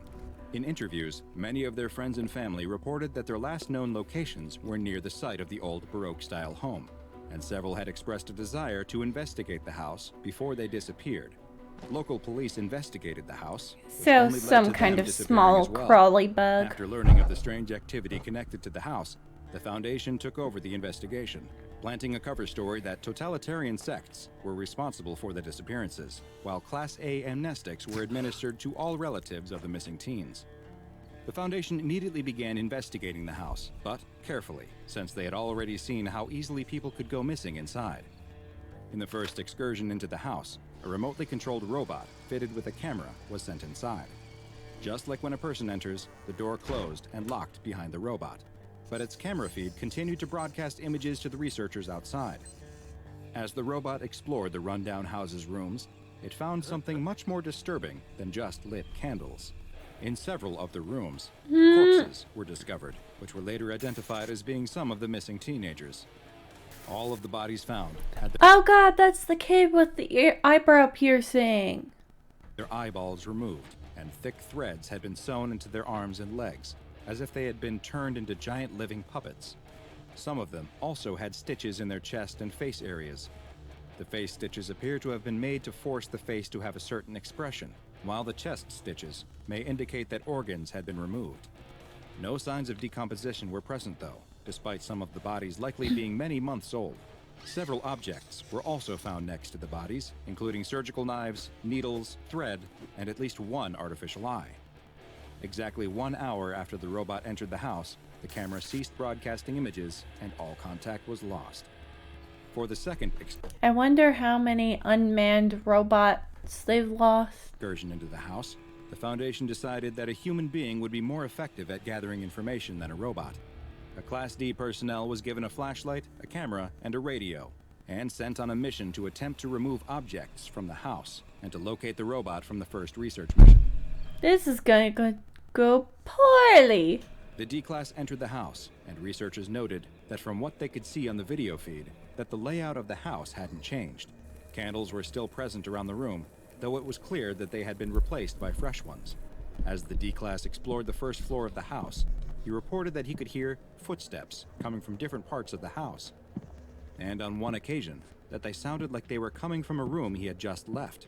But when he returned to that room, no one was present. He wasn't Yeah, he's gonna be a puppet soon. But that's just how the goes. able to locate the missing robot, but did find the same corpses that the robot had. He was ordered by the researchers to pick up one of the surgical knives and try bringing it out of the house, but the moment he picked it up, all contact was lost. And now he's a third puppet. mission into the house was then tried, this time with another remotely controlled robot, though this one was more advanced and equipped with a thermal imager and audio recording equipment. This robot was also better suited for exploration and was capable of climbing stairs so that the Foundation could finally find out what was on the second floor of this strange Ooh, house. neat. The robot entered the home and ascended to the second floor. As it explored the rooms, it found one particularly strange one that appeared to be operating as a kind of sewing workshop, with huge amounts of thread, needles, and other sewing supplies spread across multiple tables. Dark Also red looks like stains covered many of the I'm guessing that's blood. tables, but no bodies were discovered in the sewing room. The robot continued to explore the second floor, though, and soon discovered many more corpses, accounting for nearly all of the missing teenagers, the police that had vanished, as well as the missing D-Class personnel. All of them had been dressed in 18th century style clothing, and their eyes had been removed and replaced with artificial ones, giving them a perpetual glassy-eyed stare. Long, thick threads had been sewn into their arms and legs as well. The sound recording equipment on the robot captured the same sounds of footsteps that the D-Class had reported, but the thermal imager didn't locate any signs of life. The researchers decided to call an end to the experiment and began guiding the robot Thaumaturgical back and out of the house. But just as it origin reached the front door, methinks. the connection was lost, and the robot has never been located. One final expedition into the home was approved, this time using another D-Class personnel, whose mission was to explore the entire house, including the second floor, before attempting to leave the home. The D-Class entered the home as normal, but immediately reported feeling a strange feeling that the other D-Class hadn't mentioned. He told the researchers listening that he was experiencing an intense headache and pressure in his ears, and that he could hear what sounded like someone crying in another room. None of the equipment picked up the crying sounds, and the D-Class was ordered to investigate further. He approached the room that he claimed the sound was coming from, but still nothing was detected on the audio recording equipment. He was ordered to enter the room, and though he seemed scared and reluctant, eventually he did so. Once inside, he reported seeing a young girl wearing an 18th century style dress. The girl was dancing, but crying as she did so. Just like on the corpses that had previously been found inside the house, threads were connected to her arms and legs, but these ones were pulled tight and stretched up towards the ceiling. The D-Class followed their path up, but they disappeared into the darkness, reporting that it looked like there was no ceiling at all, just an inky black void where something was manipulating the strings attached to the girl, forcing her to dance. None of these visuals reported by the Class D could be seen on the video feeds the researchers were watching. What? As far as they could see, he was staring into an empty room. The D-Class was ordered to continue watching this strange recital, though, and after 5 minutes, all of the communication devices ceased working. The video feed was lost too, but the audio continued to record for a few more seconds, during which time a sharp clap noise was heard. The D-Class began screaming as a deep male voice spoke a phrase in Latin. Et perficiendi sit pretium. The performance must be paid for. No further signs of the D-Class were ever found. SCP-1098-RU has since been fenced off to prevent the general public from being able to enter it. A patrol team of 4 security guards is always on site, and anyone who attempts to gain entry to the house is to be detained, interrogated, and administered Class B amnesty. I'm gonna open up a chocolate orange. Additional research into SCP-1098-RU is ongoing, but requires approval from at least 2 members of the O5 Council, and to date, no further expeditions inside this anomaly, which has been given the object class Euclid, have been authorized. It is still unknown who or what exactly the entity inside of SCP-1098-RU is, but it has been designated as SCP-1098-RU-1, and some in the Foundation have taken to calling it by a nickname. The Master of Puppets. Honestly, no. It doesn't feel like anything is working, the woman tells the man who is seated across the room from her. She's been coming to see him for several months now, but she doesn't feel like she's made progress on any of her issues. The man listens and nods as he jots down some notes on his pad of paper. He has something he wants to discuss with her. She may feel as though she's run out of options, but there is one other thing they could try. He's seen lots of success using this with his other patients, though it's a technique that many would deem to be rather unconventional. The woman is unsure. Unconventional techniques don't exactly instill her with confidence. But at this point, what did she have to lose? The man stands up and motions for the woman to follow him. He leads her out of his office to a section of his practice. This one is going to be a one where I'm not going to be able to have a lot to say because I feel like it's going to have a lot to do with mental health and I really don't know a lot about that.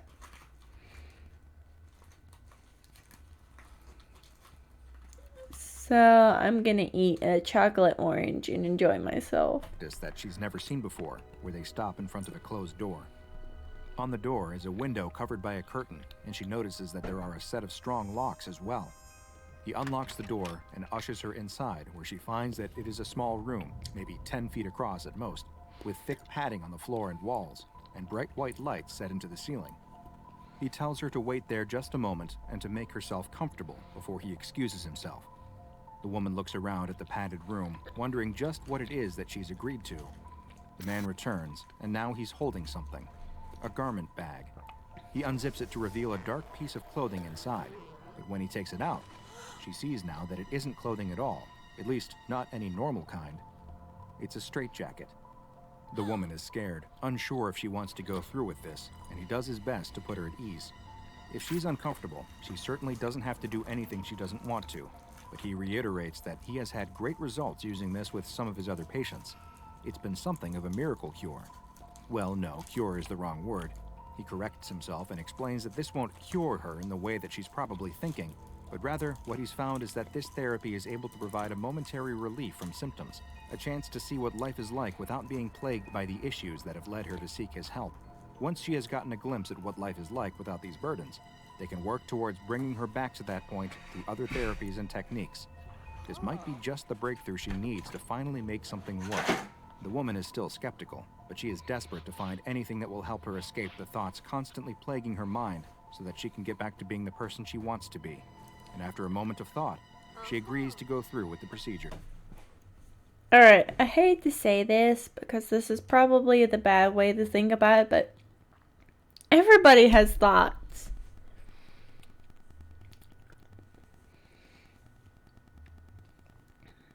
Like, everyone has bad thoughts.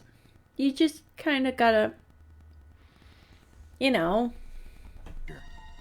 The therapist tells the woman to hold her arms out in front of her. But I places don't the know straitjacket these on her. things, and I've She can never see and feel now experienced that it is them. made of black leather, and it fits her perfectly, almost as if it were made just for her. She turns around, and he pulls the... I mean, yeah, but at the same time, you know, when you're at the end of your rope You don't really feel like you have too many options, right? But also, I don't feel like an actual psychologist would suggest something like this. Straps tight before fastening them in place. The woman, standing in the small padded room and fully constrained by the black leather straitjacket, turns to the man and asks, "Now what?" "Now we wait," he tells her before backing out of the room. "Warning, though." "Now a warning?" she says. "This is a one-off procedure. You can only do it once," he tells her before closing the door. She's confused. Is this the procedure? He's locking her in a cell? What is going on? She never should have agreed to this.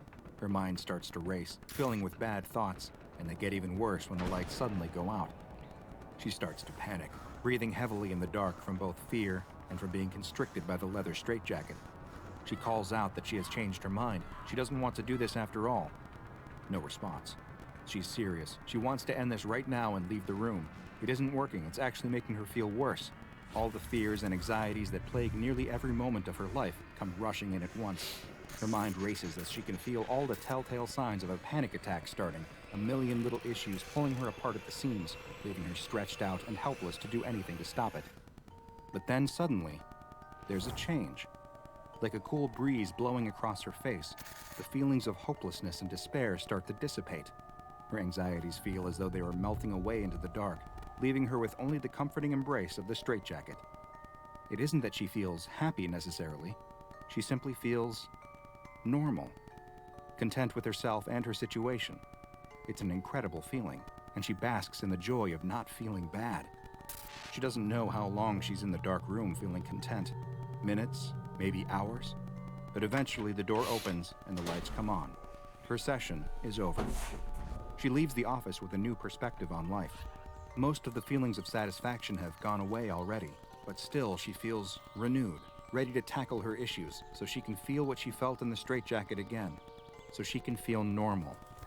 By the next day, though, her new lease on life is completely gone, and she is on the phone with the man pleading with him to let her come in immediately and wear the straitjacket again. He warned her, though, that it was a one-off procedure. Too much exposure is dangerous. She needs to focus on other treatments instead. The woman only wants to come wear it for a little bit, though, just a few minutes to feel that way again.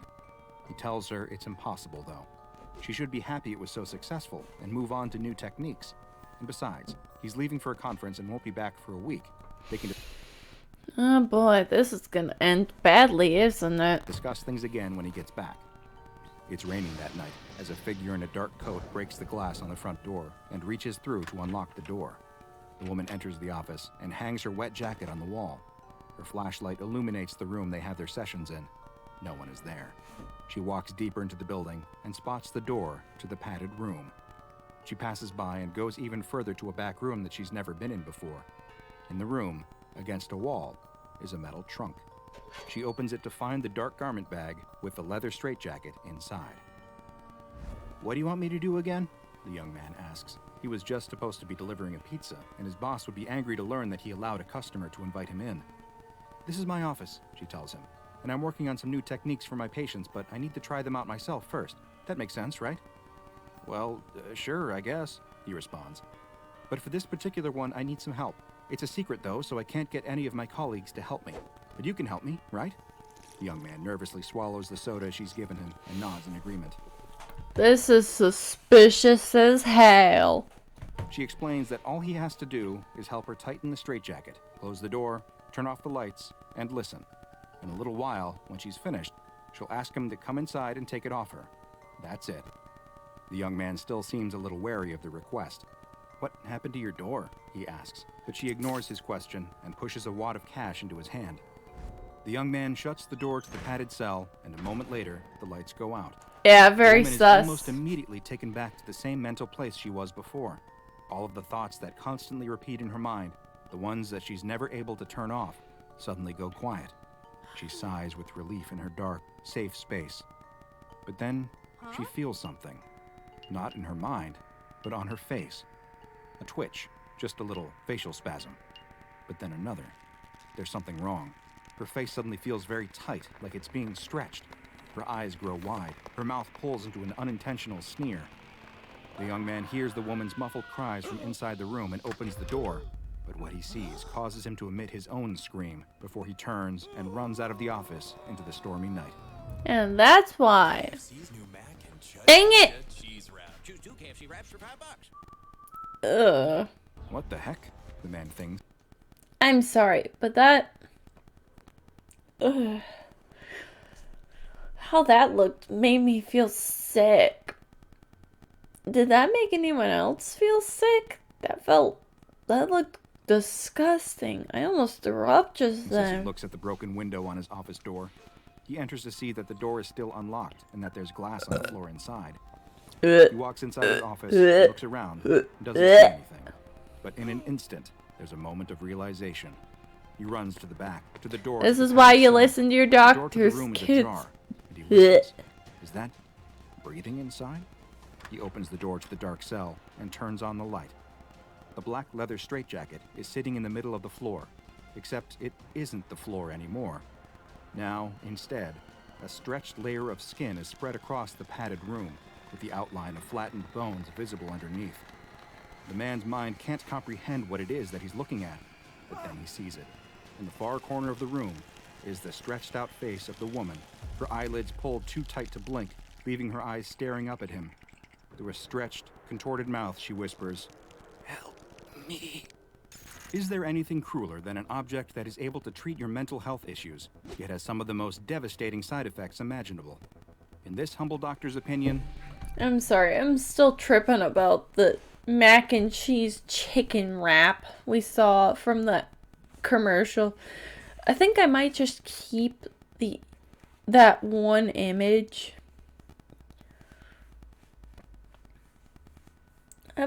Bleh.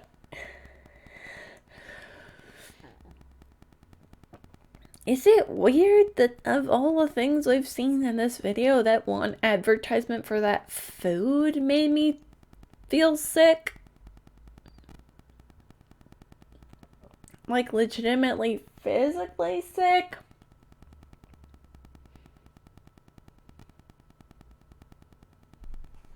No? Okay. Just making sure I'm not the weird one here. no. Ugh.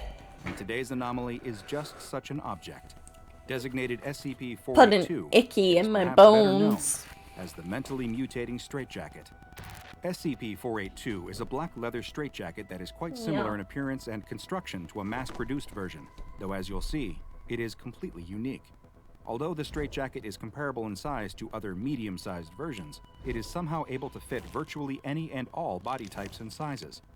A tag inside Neat. contains the words, "Made in Xiaoyan, hand wash only, no Acerahena powder," in faded text, though neither the city nor Acerahena powder appear to exist in any records that the SCP Foundation has been able to locate. There are no signs of wear on SCP-482, but there are several cuts on the straps that cinch the garment closed, and testing has shown that it is able to be further damaged.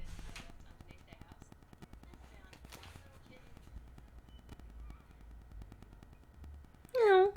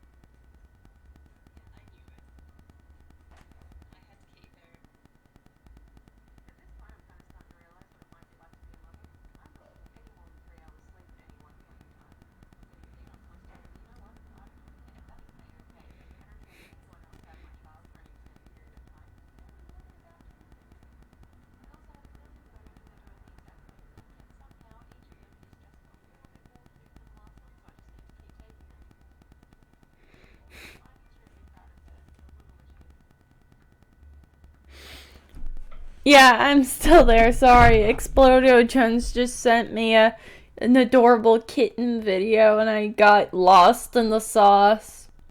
Damaged, though any additional investigations of the extent to which it can be damaged have been suspended due to the lack of viable duplicates. The real anomalous effects of SCP-482 occur when the straitjacket is worn, and the two main effects, which occur one after the other, have been designated as time point alpha and time point beta.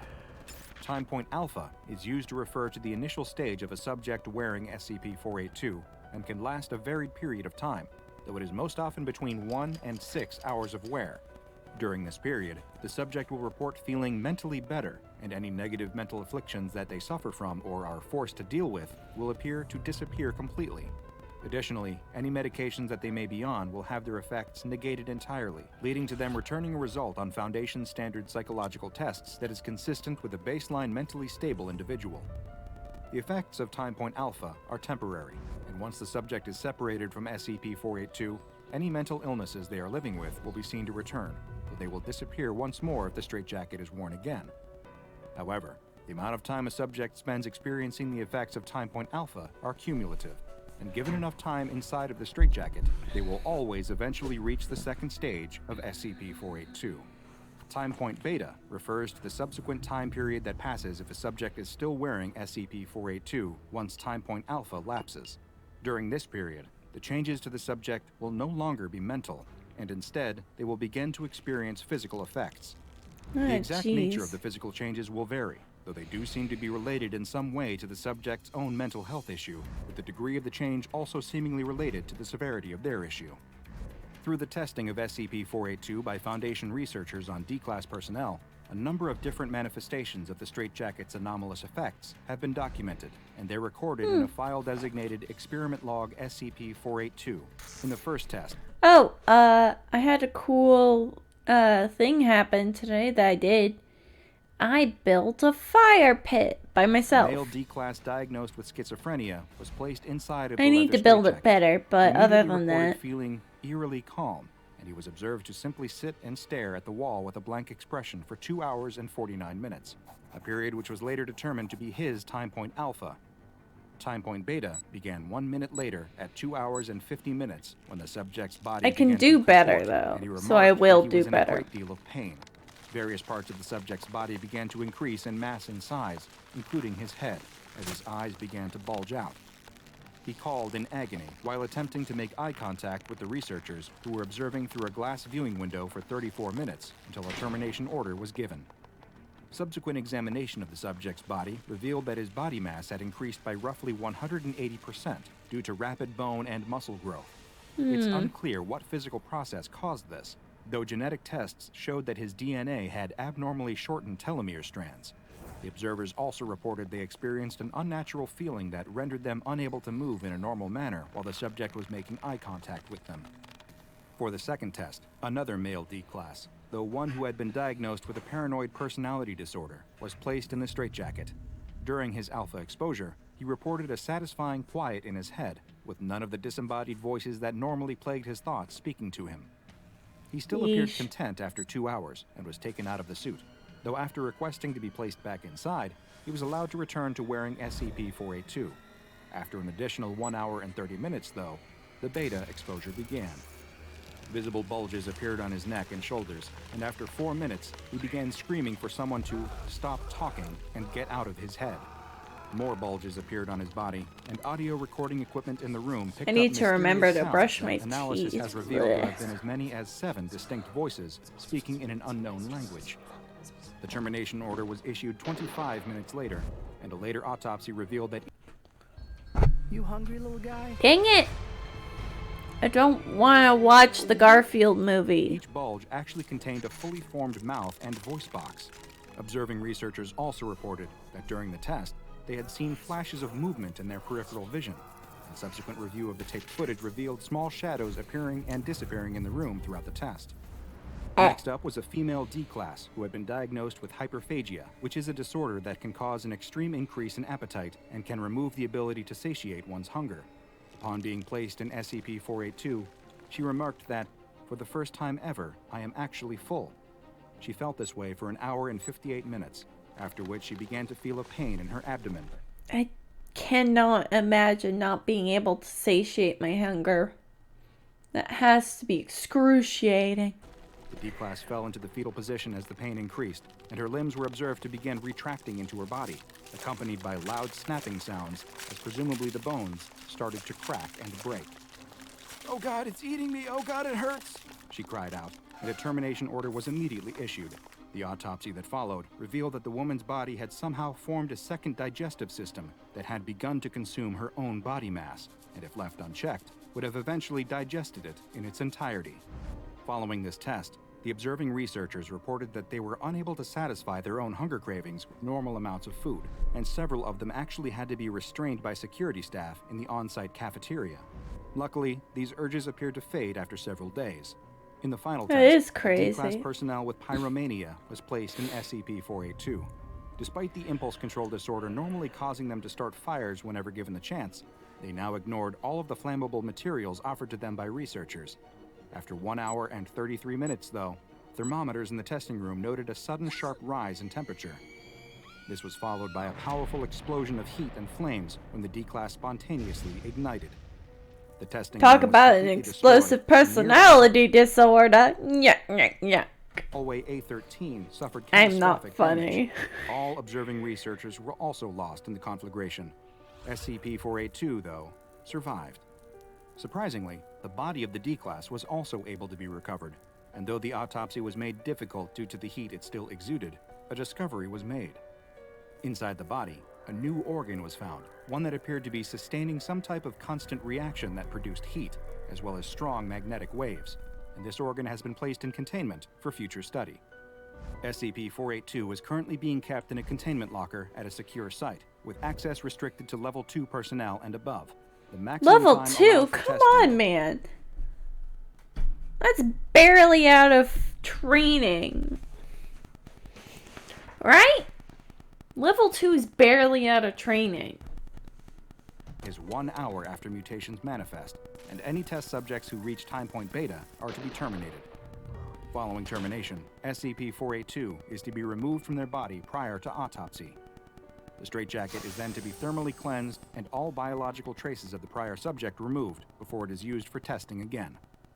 Now I bet The you're guy telling in the biohazard suit looks like he's dead inside. yourself, well, this sounds pretty easy to contain. I bet this is a safe class anomaly. And normally, I would agree with you. But perhaps you noticed something strange in the experiment log. Did you pay attention to the reports from observing researchers that they too had begun to experience some rather unusual effects simply from watching SCP-482 affect a subject? Did it seem to you as though the mentally mutating straitjacket was somehow projecting the mental illnesses experienced by the subjects onto those observing it? It appears Maybe that's why the guy from earlier had it so that she was in a room he couldn't observe. that there may be more to SCP-482 than first meets the eye, and this mystery only deepens when one reads the containment procedures on this anomaly's file and realizes that the person overseeing SCP-482 research is none other than SCP Foundation legend, Dr. Bright. Okay. Fun explanation times with the possum. Dr. Bright is an immortal being who is well ingrained within the SCP Foundation due to the fact that he can't die. Now, it's nothing like he can live forever, but it is. But it's not. Let me explain. Dr. Bright, the original Dr. Bright, is dead. Long dead. But his mind, his thoughts, his personality, everything that makes up a person. Yeah, that Doctor Strange necklace is him. Everything that is Dr. Bright, except for his physical form, is in that necklace.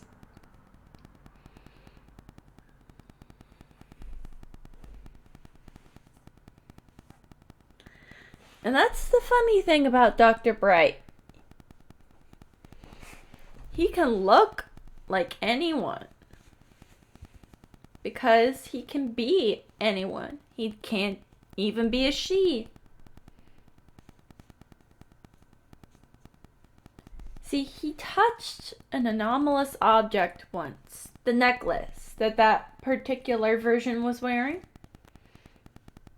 And everything that makes up what Dr. Bright truly is, all of his thoughts, personality, memories, everything that makes up a person that isn't their body was put into that necklace. And now anybody who wears that necklace becomes the new Dr. Bright. So Dr. Bright has been a lot of different people and has lived for a very long time.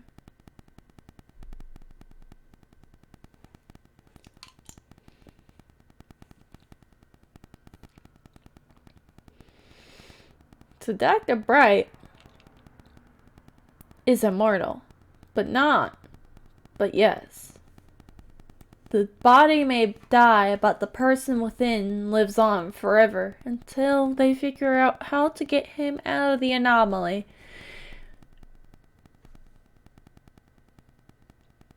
Well, yes, but actually no.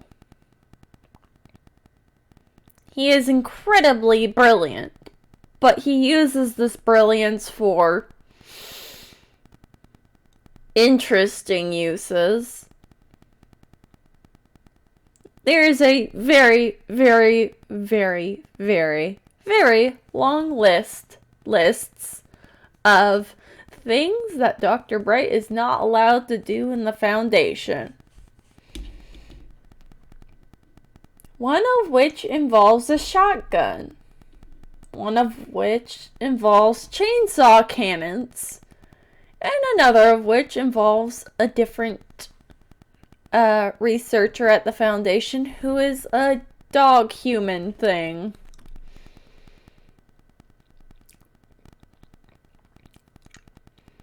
Yeah, the thing is, it kept his personality, and Dr. Jack Bright was, and is, and always will be, a bit of an asshole. Is the actual testing of SCP-482 not actually taking place on the D-Class personnel, but on the SCP Foundation researchers?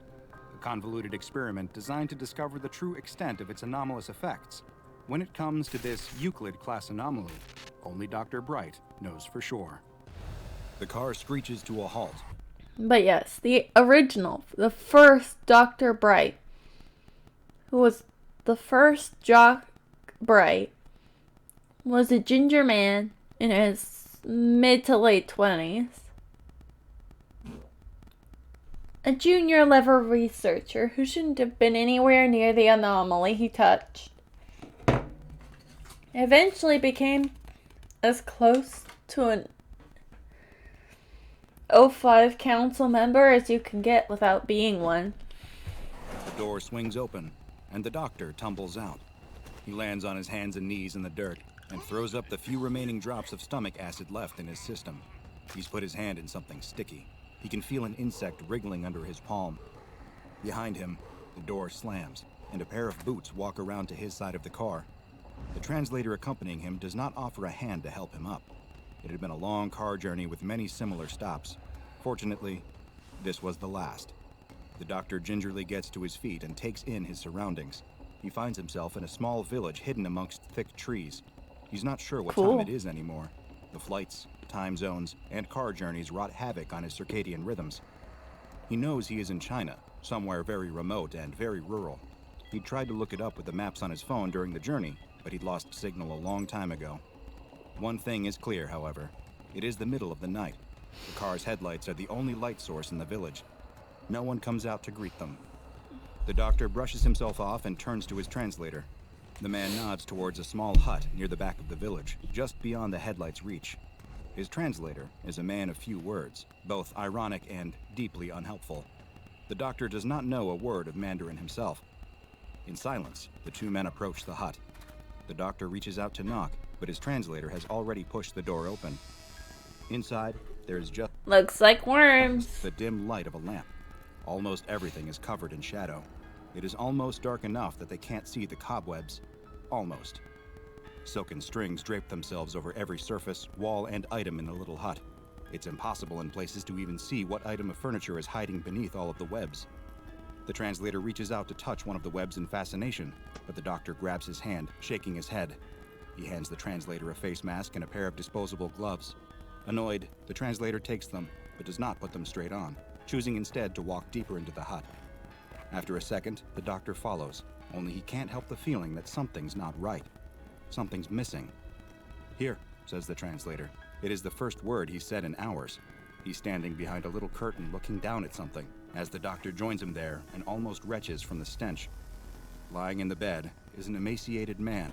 That's when you use a bit of tiger balm inside your masks. You don't go into a situation like this without something to rub on the inside of your mask so you don't smell the rot. He looks like he hasn't eaten in days. His wrists and ankles are bound tightly to the bed. So tightly, in fact, that his circulation has been cut off. The doctor can see right away the telltale signs of gangrene spreading across his palms. But they're too late. The man isn't moving. His bony chest isn't rising or falling. Worst of all, he must have been dead for a while now. There are sheets of spiderwebs draped over his sallow skin, like some kind of deathly funeral shroud. The translator mutters something in Mandarin. It doesn't take a PhD to pick up on the evident frustration in his voice. A whole night of driving out to the middle of nowhere for nothing. The translator kicks over a wooden stool. The sound is muffled by the thick layer of cobwebs as he storms out of the hut. But something is wrong here. The doctor can't walk out just yet. Toxicology. That's his field. Poisons, toxins, infections, bites. But that's the thing. There are no bites anywhere on this man's body. Head to toe, under the layer of spider silk, there are no welts, bruises, or puncture marks. The only darkened veins standing out are on his fingertips, as they rot away from stagnant blood. Nothing to do with poisons. But there's something else, too. A hut holding a dead body, full of spiders' webs, but yet, no spiders. A scream No spiders, you say? fills the hut. The bed rocks violently. The doctor looks down in horror to see the dead man is not as dead as he'd appeared. He thrashes this way and that, straining against the ties on his limbs. The doctor calls out for the translator, who appears at his side almost immediately. The translator shouts something in Mandarin, trying to be heard over the dying man's screams, but it's no use. The man throws his head this way and that, trying to bash his chin into his own chest or hit the top of his skull against the nearest wall. It is no use. The man opens cloudy eyes that stare wildly around the room, searching for something, anything that could help him break free from his restraints. Without thinking, the doctor grabs the man's head and holds it steady. He peers into the man's weeping eyes. Bizarre. If he didn't know better, he'd say they almost looked as if they had spiders' webs built up beneath the eyelids, clouding out the man's windows to see the world. Small, silvery balls of thick liquid gather in the corners of them, too dense, too murky to be tears. From somewhere beneath the haze, the man's pupils find the doctor's. In an instant, his body falls still. It is almost as if he relaxed, completely. A guttural murmur comes from the man's throat. The doctor looks to the translator for help. "Free me." The doctor looks down at his patient. This is the part of medicine he had always hated the most. At what point do you let someone go? At what point do you say it's too late? Is it even right for him to make that decision? Looking at the man lying in front of him, a wave of sadness washes over him. His initial assessment had been right. It is too late. Even if he could treat the gangrene in the man's limbs with amputation, there's still starvation and dehydration to deal with. And then the apparent venom from the spiders. Except, there are no signs of venom. Perhaps it isn't too late after all. With the right treatment, there may be a chance to... The man's wrist snaps, becoming a loose glove of broken bone that's easily... Ew! Ew, he degloved his hand. He took off his hands. He took off his hands. pulled from the restraint. A foul stench of exposed rotten flesh hits the doctor like a slap in the face. He reels back in horror as the man pulls his other decimated hand free too. Unbound by his bed, the man lets out an... It's more than awful. That's just roar. Horrid. Sitting up in the bed, he tips his head back and starts pounding at it with what is left of his hands. Jagged wrist bones, barely housed by paper-thin skin, slam repeatedly into his forehead, harder and harder with each hit. The doctor is frozen to He's the spot, beating staring at the himself man to smashing death. his own head. Skin splits, revealing white bone. Bone cracks. Then, with one last effort that seems to take every remaining morsel of the man's energy, he turns and crunches his fractured skull against the wall, caving the front half of his head in like a deflated basketball. Silence, more terrifying than any sound, fills the hut. The doctor stares at the body. An almost comical image pops into his head. The head looks like just a red plastic bag that someone had left on the floor, full of shards of broken pottery. He almost smiles. But then, the spiders appear. Just one at first, then 10, then a stream, then an eruption, spewing out of the gaps in the man's head like water shooting out of a collapsing dam. Little pink spiders are crawling out of a man's head who recently just killed himself by bashing his head in. What do you think happened here? The tiny pink spiders flood the room, shooting up the walls into every crack and crevice, writhing and rippling around their feet. That breaks the doctor's paralysis. He and the translator sprint for the door. They crash through it and cover the length of the village in seconds. Grabbing the door handles, they haul themselves up into the 4x4. The translator slams it into reverse and almost crashes into a tree as he turns them around and back onto the dirt trail. They drive all through the night, not talking. The doctor gets control of his breathing, but his heart does not stop hammering the whole time. He cannot shake the images that fill his head. Spiders. Tiny pink spiders. Everywhere. The sun is just rising when the driver... Tiny pink spiders everywhere. Inside of the man's head, who had just killed himself by bashing his head in. Do you think it might be connected? suddenly pulls over sharply. His eyes are wide, his face deathly pale. He doesn't say a word as he sits forward, reaches down the back of his shirt, and pulls out one tiny pink spider. The doctor yells in shock and hurriedly grabs a sample pot for the man to throw the spider into. The two men sit there in the front of the car in the warm morning light, staring through the glass at the arachnid. It looks soft.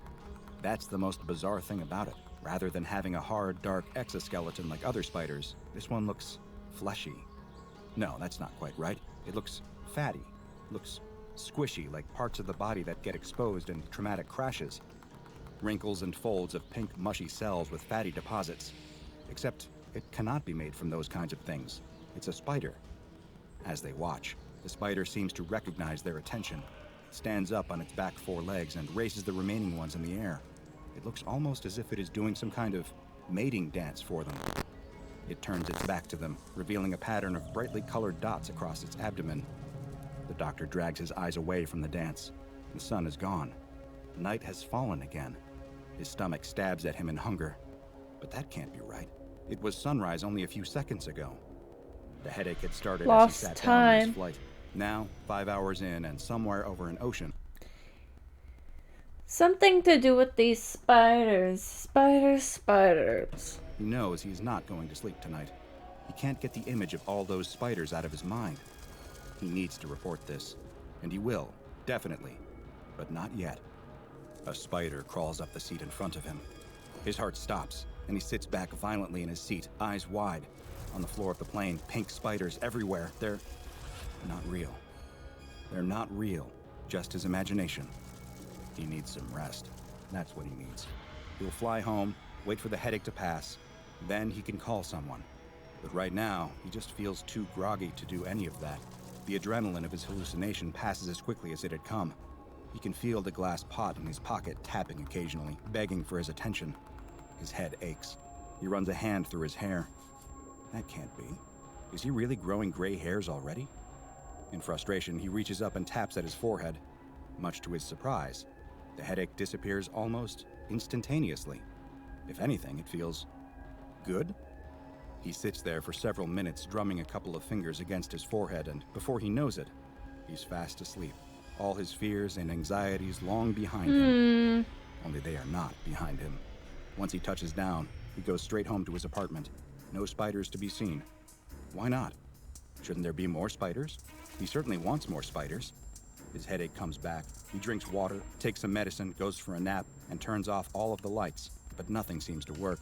Even the tapping stops working. More spiders. Pardon me. A call lights up his phone screen, an international number. He takes a long time to answer it. It's his translator. The man's voice is shrill, panicked, far beyond what the doctor had ever heard before, even when they'd been running from the spiders.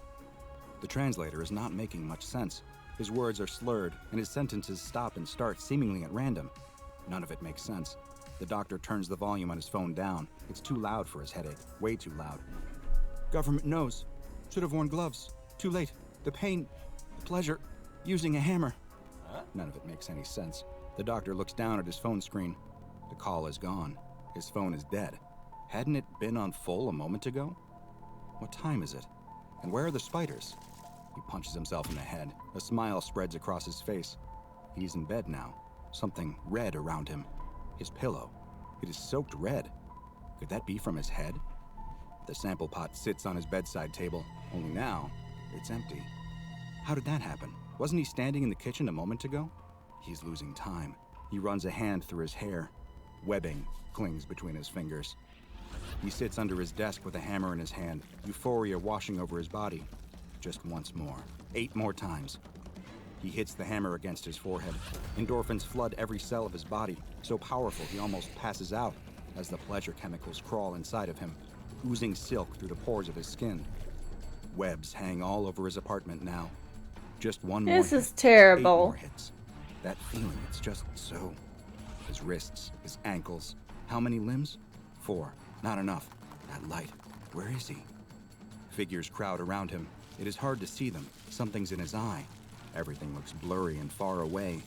The pain is back. His head. Someone, please. He screams and pulls against the bindings on his limbs. The pain. It's impossible. He needs to make it stop. Just one hit. Just one more hit from the hammer. That'll be enough. Something is behind his eye. He can feel it. Something crawling on the back of his eyeball. But that doesn't matter. None of it matters, except getting his pain to stop. No more headaches. Just one more hit. That's all he needs. The hospital staff have never seen anything like this before. They're out of their depth here. In the dead of night, they arrange for the doctor to be transferred to a specialist facility in the back of an ambulance. It is a challenge to get him out of his bed, as the spider's webs secreting from his skin have all but tied him to the linen. As fate would have it, a drunk driver gives the doctor his final wish. Not seeing a red light, the driver plows full speed into the side of the ambulance, sending it spinning off the road and down a hill, killing everyone inside, including the My doctor. eyes hurt. When police arrive at the scene in the early hours of the morning, they find the driver sitting on his own, staring at some small insect by the wreckage. The driver is unharmed by the incident. His only complaint as he spends the following night in police custody is that he feels a mild headache coming on. Anyone experiencing that headache is likely already too far gone from their exposure to SCP-632, an anomalous species of cognitohazardous arachnids nicknamed intrusive arachnid thoughts. Unconfirmed reports of mysterious spider colonies have been springing up across Asia, particularly in rural China, for several decades in connection with this anomaly. In 1972, the population of an unnamed town in the Anhui province were found to have been almost entirely wiped out. An entire town of corpses, each with their heads caved in, brain matter missing. With 106 dead, with 23 injured, this case is to this day the deadliest confirmed SCP-632 breach. Strange as it may be, physiologically speaking, SCP-632 could be considered cute. Their bodies are squishy in texture, bright pink. No way! Eh. I got the interview. And are in fact made up of human tissue, brain tissue to be exact, coated in a layer of protective fat. As happened to our unfortunate doctor, SCP-632 reproduces parasitically within the human skull. The exact mechanics of this process remain unclear. It is believed that SCP-632 infects its human host through a selection of sensory triggers. Those infected have each testified to having been exposed to the following. Firstly, viewing the pattern on SCP-632's abdomen exposed during the dance that the spiders often do under observation. Secondly, making physical contact with SCP-632. And lastly, through exposure to as yet unidentified chemical compounds secreted by the older SCP-632 instances. This is where luck was not on our doctor's side. He was smart enough to wear gloves during his encounter with SCP-632 in China, which may have been enough to protect him from being infected. However, upon his arrival as he fell out of the car, His hand landed directly in an SCP-632 web, housing a solitary live spider. If he had remembered his car sickness tablets, this could have all been avoided. Within 3 hours of initial That's why you take your ginger, kids. Take some ginger tablets before you get into a car. exposure to SCP-632, the subject will start to experience mild headaches, followed by an uncanny sensation that their skin is growing silk. During this period, MRI scans have found that small filament-like structures start to form within the host's brain tissue. As these filaments multiply and spread throughout the brain, the subjects report developing an obsession with spiders. The brain tissue steadily deteriorates, leading to changes in personality and mood, as well as irrational behavior. Over the coming days, the headaches grow more severe as the filament cells press against the blood vessels I lining the really inside of don't the skull. like this. Subjects find that they can relieve this sensation high-pitched by tapping or noise. hitting their forehead, replacing it with a pleasurable feeling as the filaments release endorphins upon impact. This is part of the sinister final act of SCP-632's reproduction. After 6 to 7 days, as the host's headaches worsen, they find they have to hit their skull harder and harder to alleviate the pain and get that chemical high. Eventually, driven mad by the pain inside their head, they crack through their own skull. At this point, all of the gestating spiders that have been forming within the filaments in their brain, estimated to number between 80 and 200, can escape through the opening.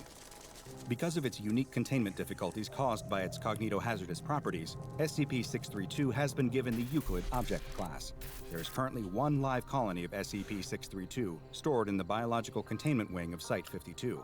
The colony is housed in a small enclosure measured 20 centimeters by 40 centimeters by 20 centimeters and sustained on a diet of insects and water supplied through a vacuum chute. All personnel that work in proximity to SCP-632 are regularly screened.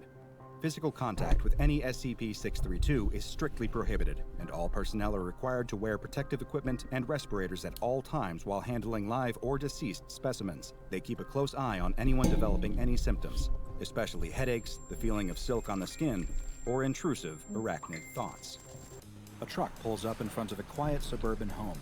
The faded sign on the truck's flank reads, Exterminator. It's Oh not the boy, most more glamorous job, bugs. But hey,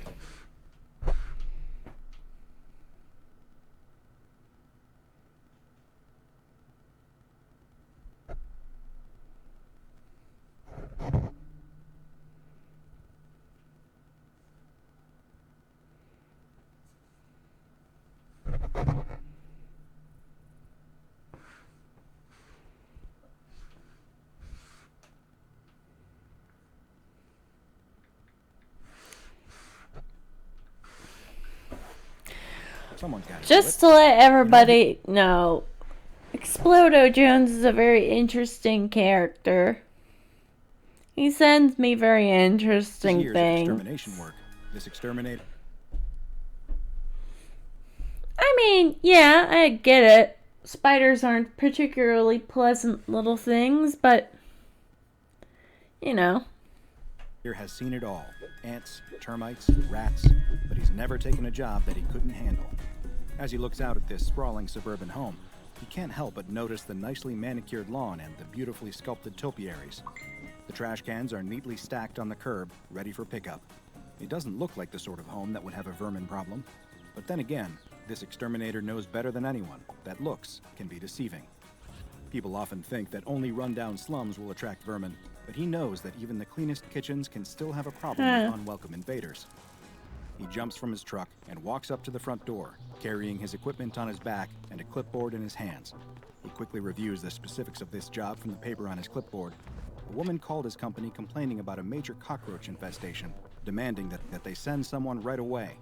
He remembers that she sounded downright frantic on the phone, much more agitated than you would expect from a little cockroach problem. Then again, he thinks some people just really don't like bugs. He rings the doorbell and waits. A crabby-looking old woman answers the door. "It's about time that you got here," she snaps. "There's a huge cockroach infestation in the basement, hundreds of them. I want you to go down there and do something about it." "Absolutely, ma'am," says the exterminator politely. Part of his job is assuaging frantic customers. He's used to this sort of thing. Well, no. It's not roaches. So many homeowners are absolutely terrified of insects that they fall to pieces at the sight of a spider or a cockroach. He's accustomed to dealing with all manner of creepy crawlies, so he's not at all worried.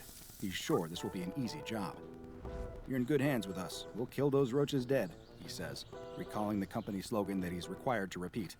They're in the basement, says the old woman. I've tried to kill them, but there's too many of them, and they're too fast. I'm way too old to be running after a bunch of bugs. It tires these old bones out. I was down there with a spray can myself, but I just keep getting too tired to keep it up. It's almost like those bugs were making me sleepy. Of course, ma'am. The exterminator can barely keep from rolling his eyes as this old woman continues to rattle off complaints about the cockroaches in her basement. Of course, there's an easy explanation for all of this. This woman is very old, so she wouldn't be able to run around much without tiring herself out. That's much more plausible than believing that the cockroaches were somehow magically draining her energy. But again, he's used to listening to all sorts of crazy stories from frightened clients, so he doesn't give it much thought. Then I'll take a look and see what kind of What's the problem you have. matter, Cheebs? The exterminator opens the door to the basement and peers down into the darkness. He gropes blindly for the light switch, and eventually his fingers connect. He flips the switch, and a bare light bulb hanging from the ceiling flickers on. The stairs leading down into the depths of the basement are warped and rickety. He makes a mental note to watch his step as he descends. The boards ominously creak under his feet. The basement is filled with junk, all the accumulated debris of the owner's whole life. He sees piles of cardboard boxes overflowing with old books and raggedy clothes. Paint cans are stacked in the corner in defiance of any pretensions to fire safety. The boiler rattles and wheezes. It sounds like it might need to be replaced fairly soon. The air smells damp and musty, and he wonders if the old woman has ever cleaned this basement. Looking at this mess, it's no wonder that she would have a problem with cockroaches. The exterminator can't help but think about how messy and decrepit this cellar looks compared to the immaculate facade of the house outside.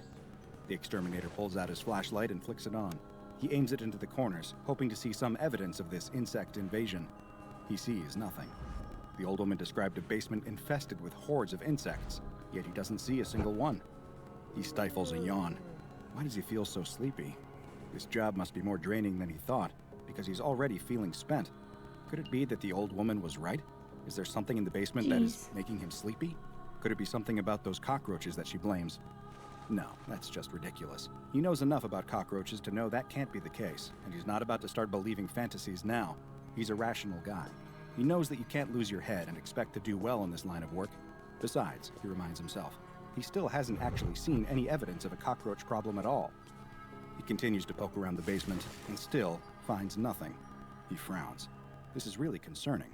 First of all, he doesn't relish the idea of explaining to the old woman upstairs that she doesn't actually have a cockroach problem at all. She's probably not going to take kindly to him telling her that she's delusional. But also, he was hoping that this would be a big job. If he can't find any bugs, he won't be able to justify charging the old woman for this visit. What a waste of his time. Suddenly, he catches movement out of the corner of his eye. He spins around, aiming his flashlight into the corner, just quick enough to see something scuttle through a crack in the wall. Did he imagine that? No, he tells himself. He definitely saw something. Great. He approaches the corner, his spirits suddenly buoyed again. He's happy that he'll actually have something to report to his upstairs client. Maybe he'll find a whole nest in that crack. That would be great. He could justify recommending a full house fumigation then, and that would bring some much-needed cash into the business. He narrows his eyes and peers closer. Even with his flashlight being trained on the crack, it's so dark in the basement that it's hard to see. He can see the wooden boards of the house's superstructure through the flaking paint on the wall, and if he squints just right, he thinks he can just see something squirming right there between the boards. Whatever it is, it stops moving when his flashlight beam washes over it. That's very unusual. He knows from experience that when you turn over a rock, bugs will always race for cover. They aren't smart enough to play dead, yet that's exactly what it looks like this insect is doing. He rubs his eyes with his free hand, trying to blink away his sudden sleepiness. He's feeling even drowsier than before, but he really needs to finish this job.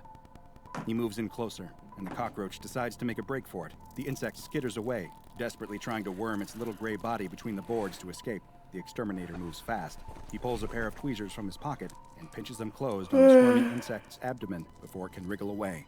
He holds it up close to his nose so that he can get a better look at his prey. The exterminator laughs. He's seen every kind of insect in his time, and he can recognize a cockroach when he sees it. This is no cockroach. He can tell from a glance that he's looking at a perfectly harmless cricket. Like so many people, that old woman must have just panicked at the sight of a bug and assumed it was a cockroach. That's good. Most people don't mind having crickets in their home, so this old lady will probably be happy to hear the news. Then again, is it a cricket? When he looks closer, he sees that it's got some... See? It's more or less a cricket. unusual features. There are strange barbed hooks visible on the underside of its abdomen, sharp enough that even an experienced exterminator like him thinks better of holding this thing too close to his face. Are those stingers? Could this bug be poisonous? And even stranger, if he looks closer, he thinks he might even see metal wires protruding from its exoskeleton. The exterminator I mean, yeah, a little gross looking, but that's just kind of bugs, yeah?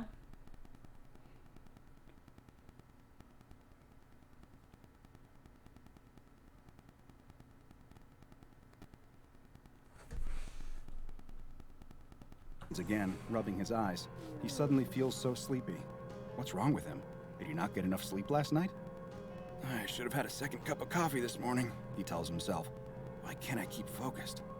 His words trail off as, all at once, sleep overtakes him. He collapses to the floor with a thud, dropping his tweezers. The cricket bounces free as the tweezers fall from his hands. The cricket drops to the floor and quickly rights itself.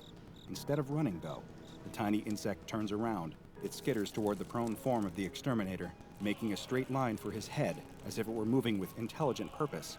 This doesn't look like the frantic, stimulus response movements of an insect. The insect crawls over the slumbering man's face, hoisting itself over his chin, then lips, and then right up to his left nostril.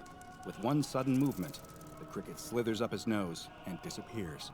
The exterminator snorts and mumbles in his sleep, but the sensations of an insect wriggling up his nose does nothing to rouse him from his sleep. After a few minutes, the exterminator blinks his eyes open. He sits up with a groan and rubs his head. What the hell just happened? Did he pass out? How embarrassing. He looks around, finding his tweezers and his flashlight on the ground next to him. But no matter where he looks, he can't see the insect anymore. Where did it go? He returns to the crack in the wall for a second look, but sees nothing. Absently, the exterminator rubs his nose. He feels a vague discomfort in his sinuses, and he wonders if maybe his allergies are acting up. But otherwise, he remembers nothing about his bizarre experience. He probes his fingers into the crack and wiggles them around, hoping to find some evidence of the missing insect. There's nothing there. Well, at least he knows what he's dealing with, and it's definitely no cockroach. Eventually, he shrugs his shoulders helplessly and returns upstairs. "Did you find the cockroaches?" asks the old woman when he returns to the top of the stairs. "I know there are roaches down there." He shakes his head. "Ma'am, I searched the whole basement and I didn't find any cockroaches." He explains to her that all he could find in the basement was a harmless cricket.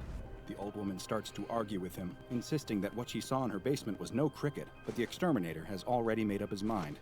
This is annoying. He thought that she would be happy to hear that she doesn't have roaches, but now she just wants to make a fuss. He's not going to waste any more time on this nonsense. Why? Not when he has real work to do.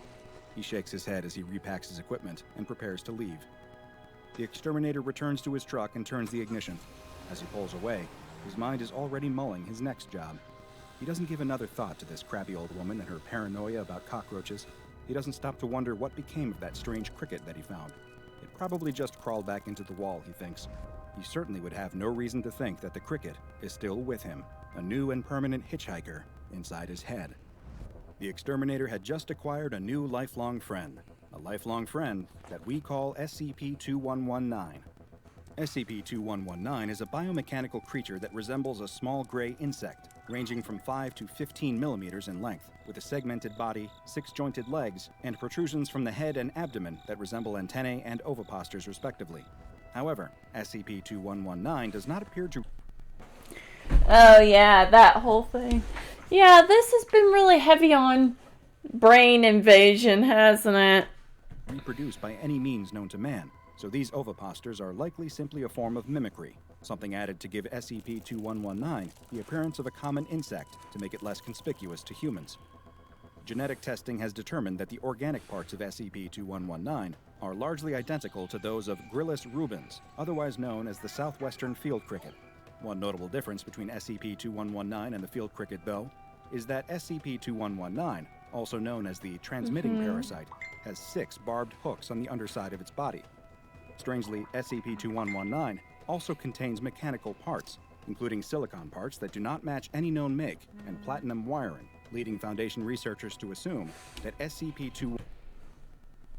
Which is better, a small, cute creature being evil, or a big and scary creature being kind? The kind one? Yeah, I mean, I guess... It warms our hearts. Unless it's a giant roach or spider, yuck. No, I mean like, maybe a giant bear or something. Like a big evil looking bear giving a kid a flower or something. Yeah?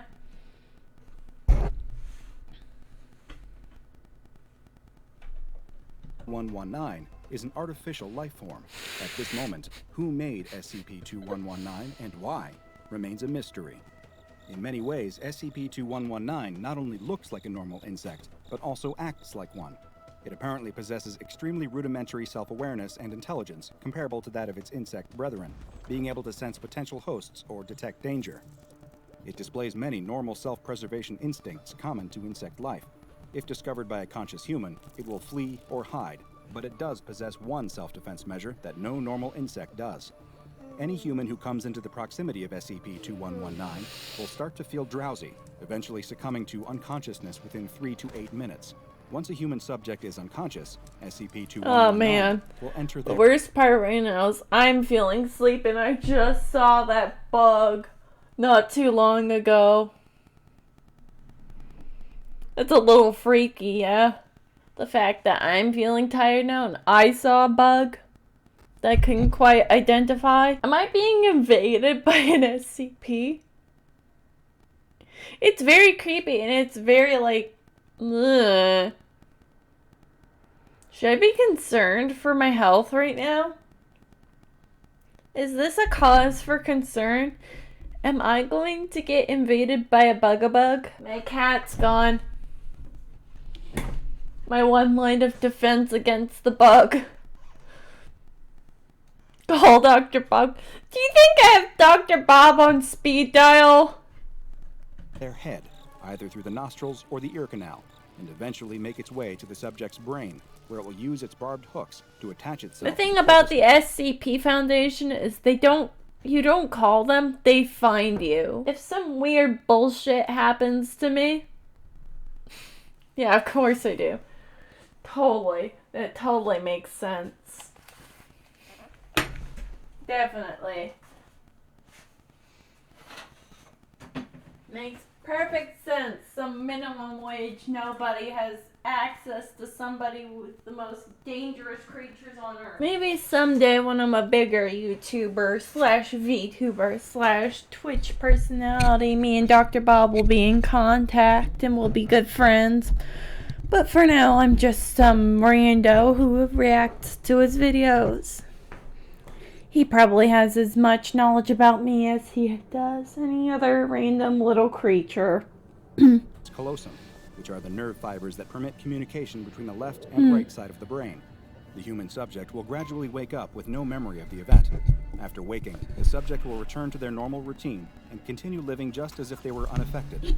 It does not appear that infection with the transmitting parasite causes any physical, mental, or psychological damage to hosts or impairs their daily lives in any way. All attempts to physically remove SCP-2119 from a host's brain have so far resulted in the death of the host, as SCP-2119 appears to have some way of halting a host's brain activity when it's threatened. Once a host is dead, SCP-2119 will exit the host's head, again either via the nostrils or ear canal, when it determines that no other humans are in the area. Once SCP-2119 has taken up residence in a host's brain, it will start broadcasting a 514.1875 MHz radio signal with a range of approximately 3 kilometers, consisting of a tone lasting 0.05 seconds at 2-second intervals, possibly with the intent of locating other infected human hosts. Once a connection has been established, specimens will transmit a continuous stream of tones of variable lengths between instances, ranging from 70 Hz to 1,305 Hz, with wavelengths ranging from 480 centimeters to 25 centimeters. Foundation personnel have so far been unable to discern any pattern in the signal, so it is unknown if it is a form of communication or simply random. Most insidious of all, SCP-2119 seems able to spontaneously manifest inside human brains without entering through the ear or nose. Humans coming into the proximity of an infected host have a 14% chance of spontaneously manifesting an instance of SCP-2119 in their own brains. Since SCP-2119 has no visible means of reproduction, exactly how... You hear that? if you come near somebody who has a bug in their brain, you might get a bug in your What brain. does this continues to baffle Foundation scientists. Oh, that made you mad, didn't it? SCP-2119 specimens are stored individually in hermetically sealed tanks composed of RF-shielded glass and only removed for testing. Tests are to be conducted in hermetically sealed chambers composed of steel-reinforced concrete walls to block SCP-2119's radio transmissions. All personnel handling specimens of SCP-2119 are required to wear Level 3 hazardous material suits to protect them from infection. SCP-2119 was recently updated from the Euclid to Keter designation after a peculiar incident where all known hosts suddenly ceased all movement, respiration, and brain activity, effectively dying. After 7 minutes and 12 seconds, the subjects revived with no ill effects from their apparent deaths and no memory of the incident. During the 7-minute interval, though, the transmitting parasites ceased broadcasting their usual static noises and instead broadcast what appears to have been a casual workplace conversation between two technicians working for whatever entity manufactures SCP-2119.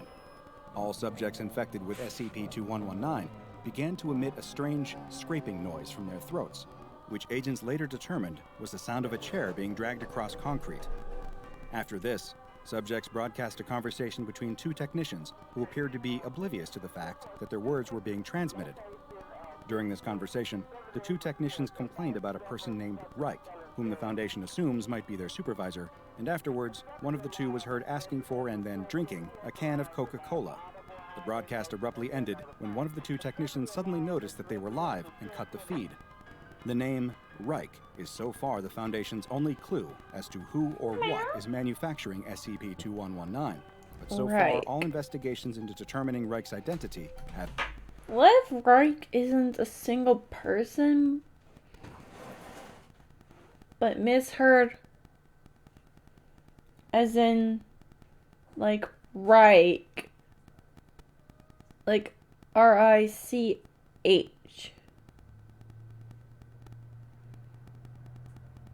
You know what I mean, the Nazis. What if it's something like that? You know them. They were always doing some weird shit. Weird experiments and strange things with people and animals.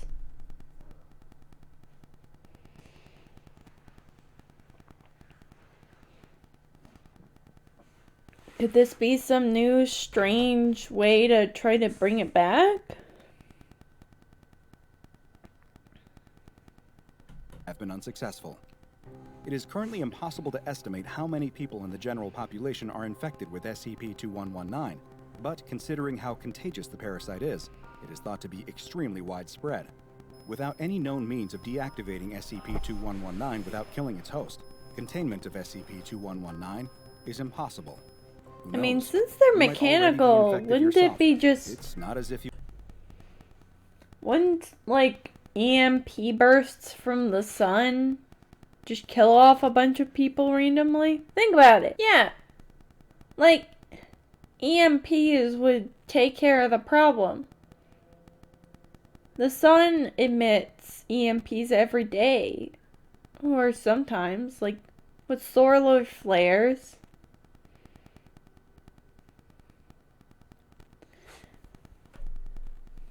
You would notice.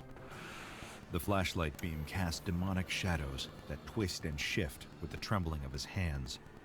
It makes the feeling worse, seeing those shadows twitch against the walls like they're somehow alive. But shadows can't be alive, can they? Another noise, a creak that sounds distinctly like the weight of someone's soul against the floorboard. Now the man knows he hasn't been imagining it. The beam of light sweeps over the room towards the source of the noise, to reveal the source of his torment is... nothing. There's nothing there. And yet every feeling, every instinct, tells him that his eyes are wrong. Listen closer. Someone's here. And yet, there's no one. Not a soul. The man sighs. He swears he thought someone had gotten inside. He decides to double check, creating more dancing, unsettling shadows. I'm sorry. I'm just now seeing a post about a guy who looks exactly like a cat, and this cat looks like it's been It is 10. Wow. Should I stop recording now? I think I should stop recording now. It's late. And I'm sleepy. The possum is EB and needs the sleepy.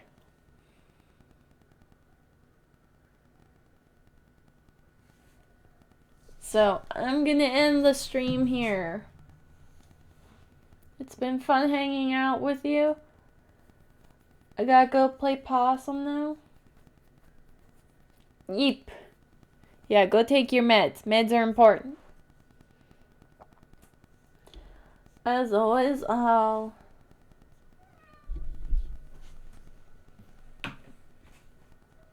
later. If you're watching this edited video later, hi. I was slightly drunk through most of this, and I did not realize how bad this video was going to be. Getting into it, I just chose it because it was the newest Dr. Bob video, and Dr. Bob always gives us a banger for Spooky Scary Saturdays. So, epilepsy warnings and content warnings will be put at the beginning.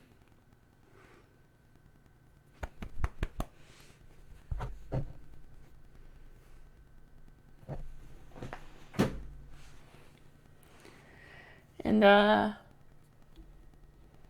subscribe if you liked it, like the video if you liked it, comment.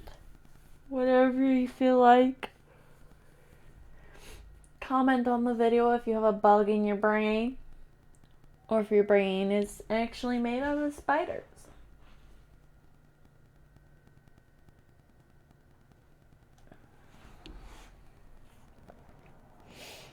And, it's been fun, my possum passel. Enjoy the rest of your day. Be good people. Stay awesome.